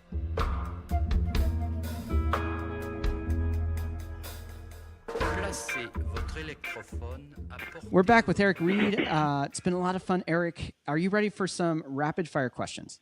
It's still a little early, but I'll give it a shot. Well, our first question is, what is one tip you'd give someone with a big idea or dream and they don't know where to start? Start at the beginning. Very cool. What's that mean? Like, how do they do that? Start at the beginning. What is the impetus for this? Okay.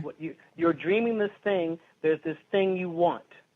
Okay. What is it you want, and why do you want it? See, I never knew what it was I actually wanted. I didn't realize what I wanted until much later. Okay.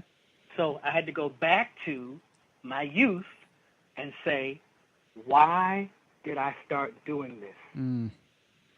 I didn't start doing this so that I could be on the cover of magazines, so that I could win awards, so that I walk on red carpets. So how am I now in this place where that seems to be part of the politics of it? That's not what I ever wanted. So I had to go back to what it was I actually wanted. So start at the beginning. So good. So good. What is one change you'd like to see in the world? One change I'd like to see in the world? I'd like, here you go. This is a biggie for me. Okay. I'd like to see Christianity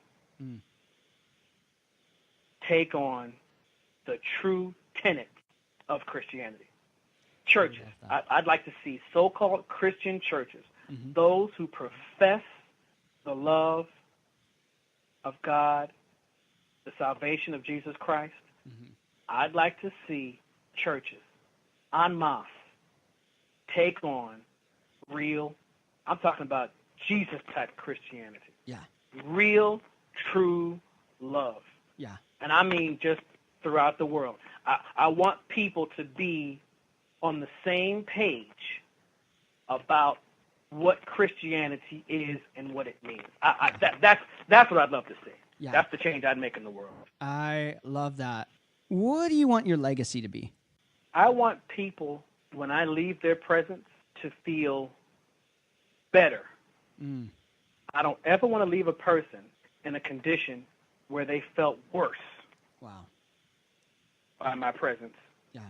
Does that make any sense? Yeah, for sure. Like there's some people, you see them coming your way, and you roll your eyes like, oh God, this guy again. Here we go. Try to dart off in a different room. Exactly. Try to hide behind him. Oh, I didn't see you, Eric. Yeah, sure you didn't. I want people to want to see me coming, and as a result of me having been there, I want them to feel better about it having happened. Like there are people, I've heard people say a few times at funerals, I'm a better person for having had this person in my life. Right. They say it's better to have loved and lost than to never have loved at all. This is a person that I can say, gosh, I'm sure glad you were in my life. Yeah. I'm going to miss you. Yeah. You're gone. But my life was made that much better with you in it. Yeah. And I know people who have died, and it's like when Mulgrew Miller died. Okay. Again, difficult to not be emotional about that. When Mulgrew Miller died, the world for me became a little bit sadder. Yeah. I was glad to have had him in my life, to be able to call him a personal friend, to be able to call him a mentor, to remember what it was like when I first met him when I was 15. And even though he died way too young, I'm glad he existed. Yeah. How's the song go? In a world of ordinary people, I'm glad there's you. Yeah. So yeah, I want people to say that about me. I do. I guess maybe that sounds. I guess that's what I was trying not to say. Maybe it sounds a little egotistical, but I want people to say that about me. Yeah. When I'm gone. Yeah. I'm glad he was here. Yeah. That you left a mark on them that made their life better. Yeah. Yeah. I don't think there's anything wrong with that. No, I don't think so either. So for you, where do you find inspiration? Ooh, as soon as I open that Bible up. Yeah. The scriptures have the most amazing. Apostle Paul, I can't think of a person who was more inspirational than him. Yeah. Yeah. This is a guy who had everything. Yeah. He was in the top tier of the Sanhedrin, right? Yeah. And he, it was all gone. Yeah. By the time he died. Right. But he didn't count it as loss. No. The rest of us, as gain. You lose your house. You see what I'm saying? He counted it as gain, exactly. Yeah. And it's like, to be able to think that way, man, that's, because I always thought when I was younger, I said, this man is crazy. I was like, he is out of his mind the way he's talking about stuff. Right. To count loss as gain, to count loss as joy. He started off, he said he considered himself the least of the apostles. Mm-hmm. Then he accounted it. Then he called himself the least or the greatest. He called himself the greatest of all sinners. Mm-hmm. Then he called himself the chief of sinners. Yeah. We're constantly encouraged to think the best of ourselves. You're great. You're good. You can do this. You're strong. You're powerful. You're smart. We're constantly taught to have self-esteem in the world in order to get ahead in the world. But in order to advance or to excel, let's say, we run the race, excel in Christ, we have to think the exact opposite of what the world teaches us. So the world says you have to put number one first. You've got to think of yourself as a winner. Right. You're an achiever. You're a champion. Yeah. But in order to be a champion in the race for the prize of the high calling of the prize of the high calling of God. Yeah. You have to see yourself as the least. Right. That's just complete. It's like it's this dichotomy. It's like this duality in our beings. It's the spiritual and the temporal. Right. You know, it's living for the long game, not living for the immediate. Yes. And we live in a culture Exactly. that celebrates the immediate, celebrates That's getting our own, getting our money, being rich, having everything that we want, and that's not the call of Scripture. It's not. It's gaining the whole world and losing your soul. Yeah, so good. And these things are becoming more profound today. We're seeing finally the results of all of this greed, all of this deception, all of this populism. We're seeing this. It's important that people have been raised up by God for a time such as this. Yeah, so good. It's showing us the things we need to see. So good. Did I answer your question? Yeah, you did. Absolutely. So, okay. Yeah. The next question you've actually already answered also, which is typically what is one book you think every dreamer or entrepreneur should read and why? But you've answered that in segment 1. I'm going to change this a little bit. What is one album that you think every dreamer should read or should listen to and why? Songs in the Key of Life, Stevie Wonder. Okay. Great album. This is a guy who, yes, absolutely. This is a guy who did not possess physical sight and could still see the world much clearer than anybody else. Yeah. And he's almost like the blind man in the Bible. Yeah. That Jesus healed. Yeah. He's like the living embodiment of that. Yeah. And I love, one of the reasons that I love the Bible so much is because there is so much symbolism. Yeah. It's not always about physical affliction or Right. physical ailment. Right. It's often like Paul talked about the thorn in his side. Well, obviously it wasn't literally a thorn, but when you're dealing with it on a spiritual level, it sure doggone well feels like one. It feels more painful sometimes, for sure. That's what I'm saying, than the actual thorn, right? Right. Yeah. But you look at the blind beggar that Jesus healed. Yeah. And the scales, something that looked like scales, dropped from his eyes, and he could see. The song, what is it? Amazing Grace. I was blind, but now I see. Yeah. God allows us to see things that we could not see because oftentimes we refuse to look. You look at the world now, and again, not to make this totally political, but just the idea that Trump had a great deal of support. I believe it was 81% of white evangelicals. Mm-hmm. And I said, okay, we look at the things that are going on in this country right now. Yeah. And we listen to the things that he has said. Let's just go by his words. Yeah. And the Bible says, out of the heart, the mouth speaks. And here's the deep thing about this, Michael, and you know this. By the time it comes out of your mouth, it's too late. Yeah. Yeah. That means it's been running around in your heart, Yep.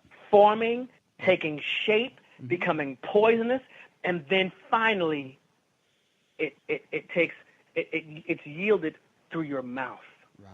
And with the tongue is like a two-edged sword. Yeah, it has the power to speak life or take life. Life basically. and death. Yeah. The smallest part of the body can destroy it. Yeah. Right? Yeah. So when you consider that, it's like, how is it that you can continue to support, condone, and stand behind a person who spews these things? I'm telling you, man, it's a heart issue. Yeah. You know this. It's a heart issue. The Bible says it's not flesh and blood. It's a heart issue. Right. And that's what I love about the Bible. The Bible gets us to see things. Jesus had to speak in parables because the real truth was going to blow these people away. They wouldn't be able to handle it. Right. They couldn't handle. You can't handle the truth. That's why he spoke in parables, to put it on a level that people could understand. And the Bible does that so well. And I think the other power of a parable is that you can have new revelation every time you reintroduce yourself to that parable. And it's like all of a sudden it's like something that you didn't see. It's being blind to whatever in reading that parable. The first time you come back to it and you're like, whoa. Yeah. How'd I not see that? And then the next time it's again the same thing. And it's just so powerful. Well, we continue to grow. We're growing in grace. Yeah. We're not just growing chronologically. We're growing in grace, and we're beginning to see these things that you have been that have been preached to you and taught to you since you were a child. Yeah. Now you understand. Yeah. Now you finally get it, and then you'll get something more out of it the more you read it. Yeah. And the same thing with Stevie Wonder and Songs in the Key of Life. Again, Stevie being physically blind. Yeah. He's like a modern day prophet. You know, how he's able to have these messages, and the music is beautiful on top of that. Yeah. That to me is a very powerful album, and I suggest any dreamer, any builder, start there. And what's the first song? Love's in Need of Love Today. Wow. Apostle Paul, again, one of our great writers, as great as Shakespeare, as great as Oscar Wilde. He said, and now abideth faith, hope, and love. The greatest of these is love. Yeah. Why did God send his son, Jesus Christ? Love. Yep. Now, why did he create the world? I'm not entirely sure, because I got some questions about that. I'm like, God, what? Wait, create this, wipe this out, and then start it all over again. I'm like, you know what, God, you're a glutton for punishment. Because, or maybe he just likes to amuse himself. I just don't get it. And there's a song, Andre Crouch, I don't know why Jesus loved me. Oh, but I'm glad he did. Yeah, great tune. You know, I look at my life, and I look at the mistakes that I've made, and I look at the way that I've treated people, and I look at the things that I've said and the things that I've done, and I've not been proud, but I praise God for his grace and mercy. I don't dwell on that. I thank him for forgiveness, and hopefully the forgiveness of these people that I've offended. Yeah. But I ask myself, God, why would you even care? Why would you even care about me and my little funky issues? Me and my complaints, me and my sadnesses. There are 7 billion people in the world, and he cares and can count, well, every hair that used to be on my head, every hair on my beard now. You know, I'm trying to catch up with you right now, so I can't say much. I'm trying to tell you, but it's something else. It's deep, isn't it? It's deep. I used to have hair today, gone tomorrow. But you know, that scripture means less and less to me every year. Right. We gotta find. Well, you know what? We can use the sparrow scripture. Yeah. God certainly knows every sparrow that hits the ground, right, before they hit the ground. So if he cares enough about feeding little birds, then how much more about his children? Yeah. Yeah. That blows me away, Michael, because it makes me understand that I matter and that I matter to God. Yeah. Yeah. So how can you be a human being and look at another human being and then you determine, no, that person is not important or is not as important as me? Yeah. How can you say that when God created that person just like he created you? How can you look at a person and say, no, because of the color of your skin, you are less? Yeah. Or because of your gender, you are less. Or because you battle alcoholism and you battle, crack addiction, you're less. Yeah. Yeah. God doesn't do us that way. He cares about each and every one of us. And this is one thing, and this is a little bit off tangent, off topic, the idea of the death penalty. I straddle the fence with a lot of different customs and laws and traditions in various societies, but specifically, in the society of the United States. the death penalty is so completely final. Yeah. And I know that God forgives. Yeah. I had a very strange dream last night, and it disturbed me. I was talking to an ex-girlfriend from years and years ago, and she and I are friendly now. We're cool, but for some reason or another, she was saying to me, she said, "Eric, you have absolutely no redeeming qualities." Wow. And I woke up thinking to myself, what the hell was that? Yeah. We were just in contact, and we had a very decent conversation. Yeah. And I know what the Bible says. Yeah. Jesus Christ's salvation on the cross says exactly the opposite. Right. So that must have been, that couldn't have been anything but the devil, because the devil is the only one that would tell me anything like that. Yeah. But I was like, why was he using her voice? Yeah. She's a believer too. It was very strange, very surreal, very abstract. Yeah. But it struck home for me when I realized, you think about the people who we consider to be the so-called most evil people in the world. Right. Jesus Christ died for their sins too.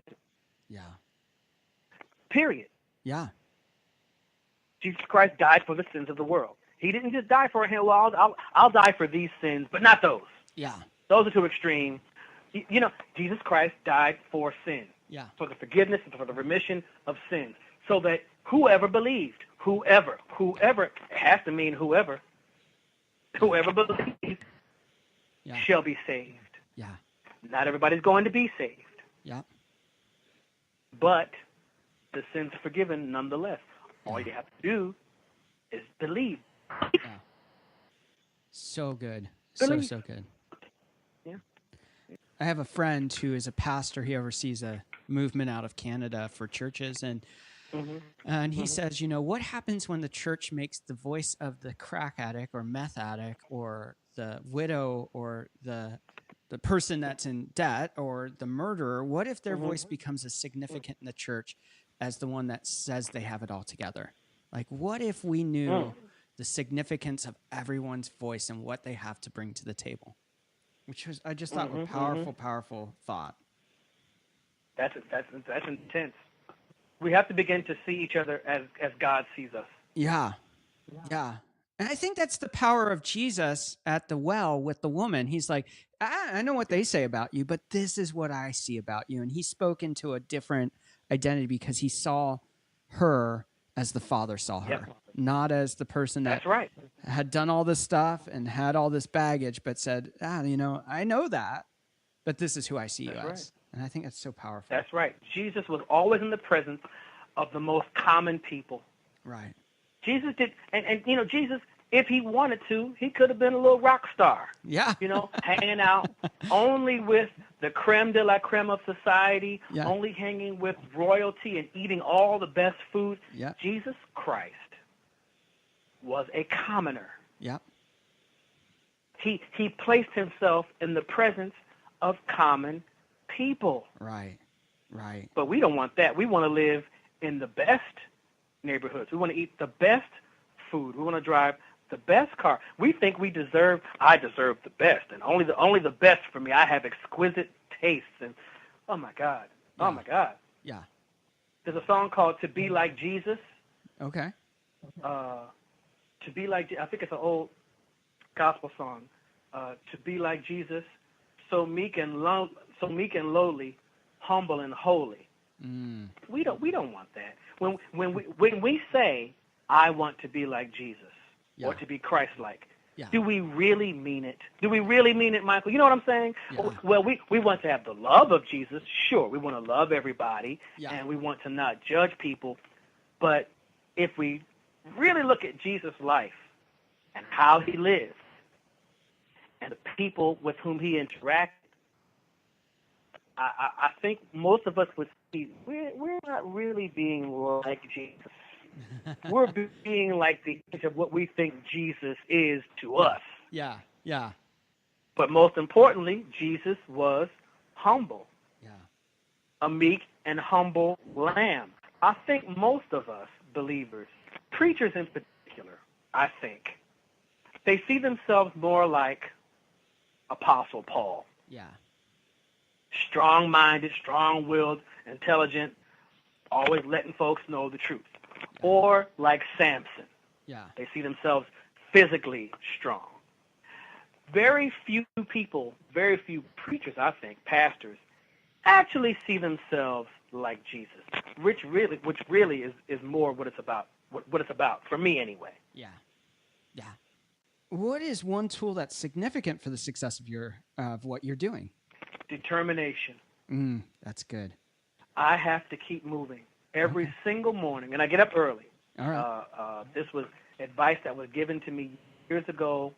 You got to get up early. Listen, man, when I was in my 20s, I would wake up at 11 o'clock in the morning. Wow. And then get up, watch Law and Order reruns on TNT or A&E back in those days. Yeah. Back when A&E was actually good. Back when it was a good channel. And then about 2 or 3 o'clock, I'd go out, have some lunch, hit a record store. 6, 7 o'clock, have some dinner, go out to some clubs, hang out till 3, 4, 5 o'clock in the morning, crawl into bed, and get up at 11 o'clock. And that's what I did, man. I thought I was living the life. Yeah. And now I get up 5:30 in the morning before the sun comes up. Yeah. And I have my oatmeal because it's heart healthy, you know, and You're lowers more blood committed pressure. than I am, so. Hey, man, I got to do it. I'm starting to become aware of my own mortality. Yeah. And I look at my Bible plan, you know, and I get some encouragement from that, and I have some really encouraging, rejoicing gospel music playing to just get me into the day. Right. And then I start planning my day. I said, all right, God, now you know what my plans are. What are your plans, and how do my plans fit in with yours? Because, you know, they say man plans, God laughs. Yeah. But I'm sure it's more profound in Yiddish. But I say, okay, Lord, and I start with financial planning and diet planning. What am I going to eat today? What financial things do I need to take care of today? And what other things do I need to get done? And let me tell you something, Michael. By this time, by almost 12 o'clock, my day is almost done. Wow. So by 1 o'clock, 2 o'clock, I'm ready for my afternoon nap, which I do religiously. Because Pop needs his naps in the afternoon now. Yeah. And then, by, late afternoon, early evening, I can kind of chill and wind down with a good book, watch a little TV. But the Bible says work while it's day. Yeah. Get that stuff done early. Yeah. You have to be productive, and you've got to be productive early because the rest of the world has gotten up early too. Yeah. So that would be, you got to get up early and get things done. And you have to plan your day, day by day. Yeah. So good. And you actually answered the next 2 questions. Yeah. You have to get to a sense of consistency. You've got to do the same thing. It's like practicing music. You got to practice the same time of the day, same amount of time, whether it's 15 minutes or an hour. Consistency is the key to productivity. It really is. And when you battle depression, as I do, it becomes difficult because there's also a dynamic of some kind of mania. Yeah. For 3 or 4 days straight, you can be like, okay, fine, I'm doing this, I'm getting work done, I'm doing charts, okay, I'm taking this over here, all right, got to go grocery store, all right, boom, boom, boom, boom, boom, boom. Yeah.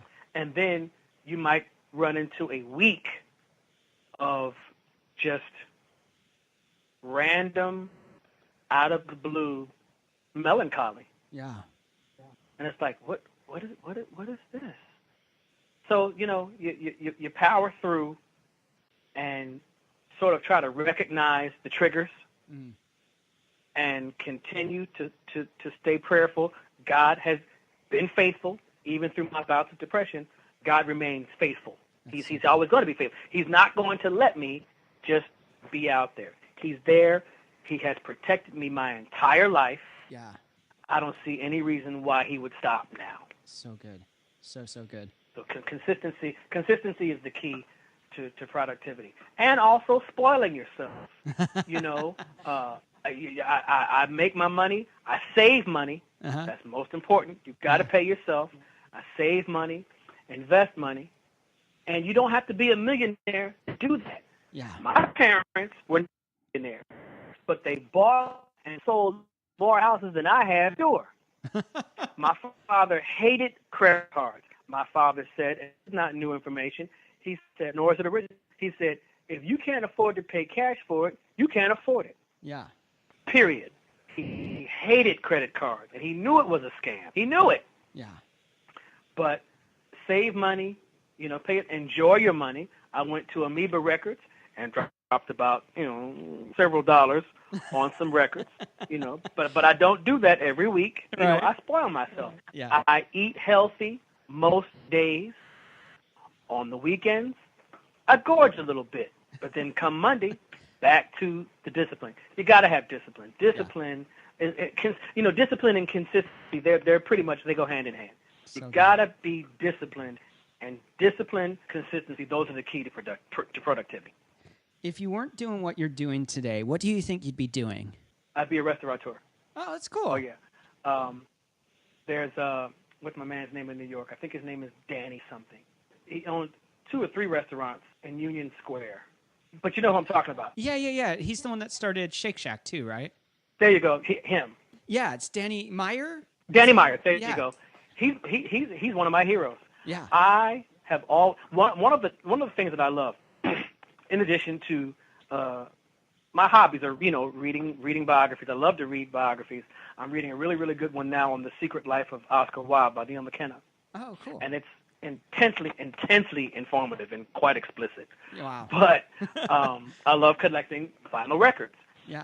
I love sightseeing. I go out someplace sometimes a week just to go see Los Angeles structures. Wow. The Frank Lloyd Wright Yeah. designed the Hollyhock House Yeah. out in L.A. And I love to see old buildings and things like that. But I also love trying new restaurants. It's an expensive habit, and I wish there was a way to become, you know, some type of to get paid for that, to get paid to travel to restaurants all around the world. Yeah. Of course, I'd be 400 pounds, so you know. But one of my dreams is, and this is not such an original or big dream or unusual, but I'd actually like to have a restaurant and put jazz music in it. Oh, that's cool. Wouldn't be a jazz club per se in the traditional sense of one, but the model would be like a Smoke Jazz Club. Yeah. In New York. Yeah. It's a small place. They got great food. Barbecue, right? If I remember correct. No, you're thinking about the Jazz Standard. That's and what their it is, restaurant yeah. is called Blue Smoke. But Smoke Jazz Club, that's uptown on 106. Okay. And Paul Stash and Frank, what's Frank's last name? Paul and Frank. I can't remember Frank's last name. But they're the proprietors, and their kitchen is just stellar. Wow. And they have stellar music. Yeah. You know, I would like to do that one day. I guess I'm loath to really speak that into existence because I don't want to seem like, oh, you know, this just is some, you know, pie in the sky, you know, pipe dream, you know, yeah, jazz musician wants to own a jazz club, blah, blah, blah, blah. But, you know, it wouldn't just be about the music. It would also be about the restaurant experience. Yeah. I love going to a place where they cater to you and they make you feel welcome. You know, the person at the door, whether it's the host or the hostess, hi, welcome. Oh, thank you so much for coming. How many is it going to be? I can totally see myself doing that. Totally. So cool. How many are going to be tonight, Mr. Woodward? Oh, Mr. Woodward, five people? Okay, give us just 1 second. Lisa, would you please see if you can see this lovely table? I would love, what is it, the idea? It's not just restauranting, but I guess hosting. Yeah. You know, even if it wasn't a restaurant, some kind of establishment Yeah. where hosting or event planning even. Yeah. I love putting together events. I love networking. I love to see people enjoying themselves. Yeah. So good. You know, So I really good. love that. Yeah. So if I wasn't a jazz musician, that's what I'd be doing. Okay. And you might still do that one day, it sounds like. Exactly. Who knows? I dream big. Yeah. So this might be a redundant question. It's our final rapid fire question, which is, what is one dream you're still wanting to fulfill in your own life? Would that be the dream? No. My one dream, and I guess it's a dream, goal, desire, to know myself fully and embrace him. Wow. I'm only just getting to the place where I know who I am. For years and years, I was always living somebody else's view of who I should be. Wow. I was always operating and functioning at a tiny percentage of my capacity because it was always about what somebody else wanted me to do or said I should be doing, and I listened to them. It wasn't by force. I listened to them, and okay, that's what I should do. And I think it's partly because of fear. The fear of actually investigating and getting to know me. Who is Eric Reed? Wow. I couldn't answer that question for you right this second, but I am on path to beginning to find out who he is. Wow. My goal is to know him, to embrace and accept him, and be comfortable. It's so powerful. So powerful. As we wrap up today's episode, I want to let you have the final thought. What's one final thought you want to leave us with today? People and lives, every last one of us, we're precious. We're precious in the sight of God. But even for people who don't believe or observe a deity of any kind, understand that we are precious to each other. You hit on it earlier. We need to understand that we need each other. Yeah. We need to understand that we need every color, every ethnicity, every gender, every culture, every walk of life. We need each other. Because if we constantly battle each other, we're going to extinguish ourselves right out of here. Yeah, so true. If we don't recognize that we have more in common than we do different, just in terms of humanity, we are going to completely destroy ourselves. Wow. It's just Malcolm Muggeridge. Oh gosh, it's such a long quote. I didn't even think of any of the words, but he basically made this long quote, or he wrote this passage that basically has talked about the extinction of man. Wow. Because of our behavior, because of the things that we're into, the things that we desire, the things that we obsess over, we actually wind up killing ourselves. Wow. And I have to find the quote some of the point, but I can't remember any of the exact words. But essentially, that's what it boiled down to. Wow. Basically saying, we're just a self-destructive species. Wow. Yeah. So the preciousness of humanity. That's the thought. I want every human being to be able to see that. Eric, it's been a real privilege to have you on the podcast and sharing your story, giving us insights into the music world, and also seeing your heart for others and how we can change culture and society to really have an impact where we can love well and we can see each other as significant. So thanks for taking time out and being on the podcast. It's my pleasure. Thank you so much, Michael, for inviting me. I love being able to talk with people. I love being able to share and interact with people. and just bounce ideas off. You know, makes me kind of rethink some of the things that I've been thinking, or it reinforces what I already feel and believe. You know, and being able to talk with you and dialogue with you has been very cathartic for me. It's been a great way to start my day, and I'm going to carry this with me for a while. So thank you so much. Once again, we want to thank today's guest, Eric Reed, for taking time out, sharing his story, giving us insights into the world of music and business and into the world of faith. If you want to check out more about Eric and his music, make sure you check out the episode notes where you can find some links. We always love hearing from our listeners, so you can drop us a note, hello@jumbleThink.com, and let us know what you thought about today's episode. Also, we'd love to hear how this episode's encouraged you to chase your big idea and dream. As we wrap up today's episode, I want to encourage you. Take a step, any step, a small step, a big step, but a step forward in making your dreams, your purpose, your created reason for being alive a reality. And start changing the world around you. Now get out there and do awesome things and make those dreams a reality. Et les jambes légèrement espacées.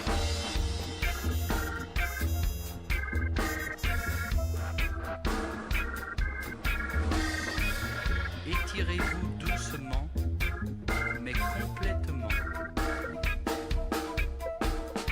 En avant, en arrière, sur les côtés. Vous êtes une autre personne. Les mères de famille, les enfants, peuvent également prendre un moment revitalisant. Dans quelques mois, lorsque vous aurez bien saisi la technique et que vous serez maître de votre corps, vous pourrez vous décontracter même en travaillant.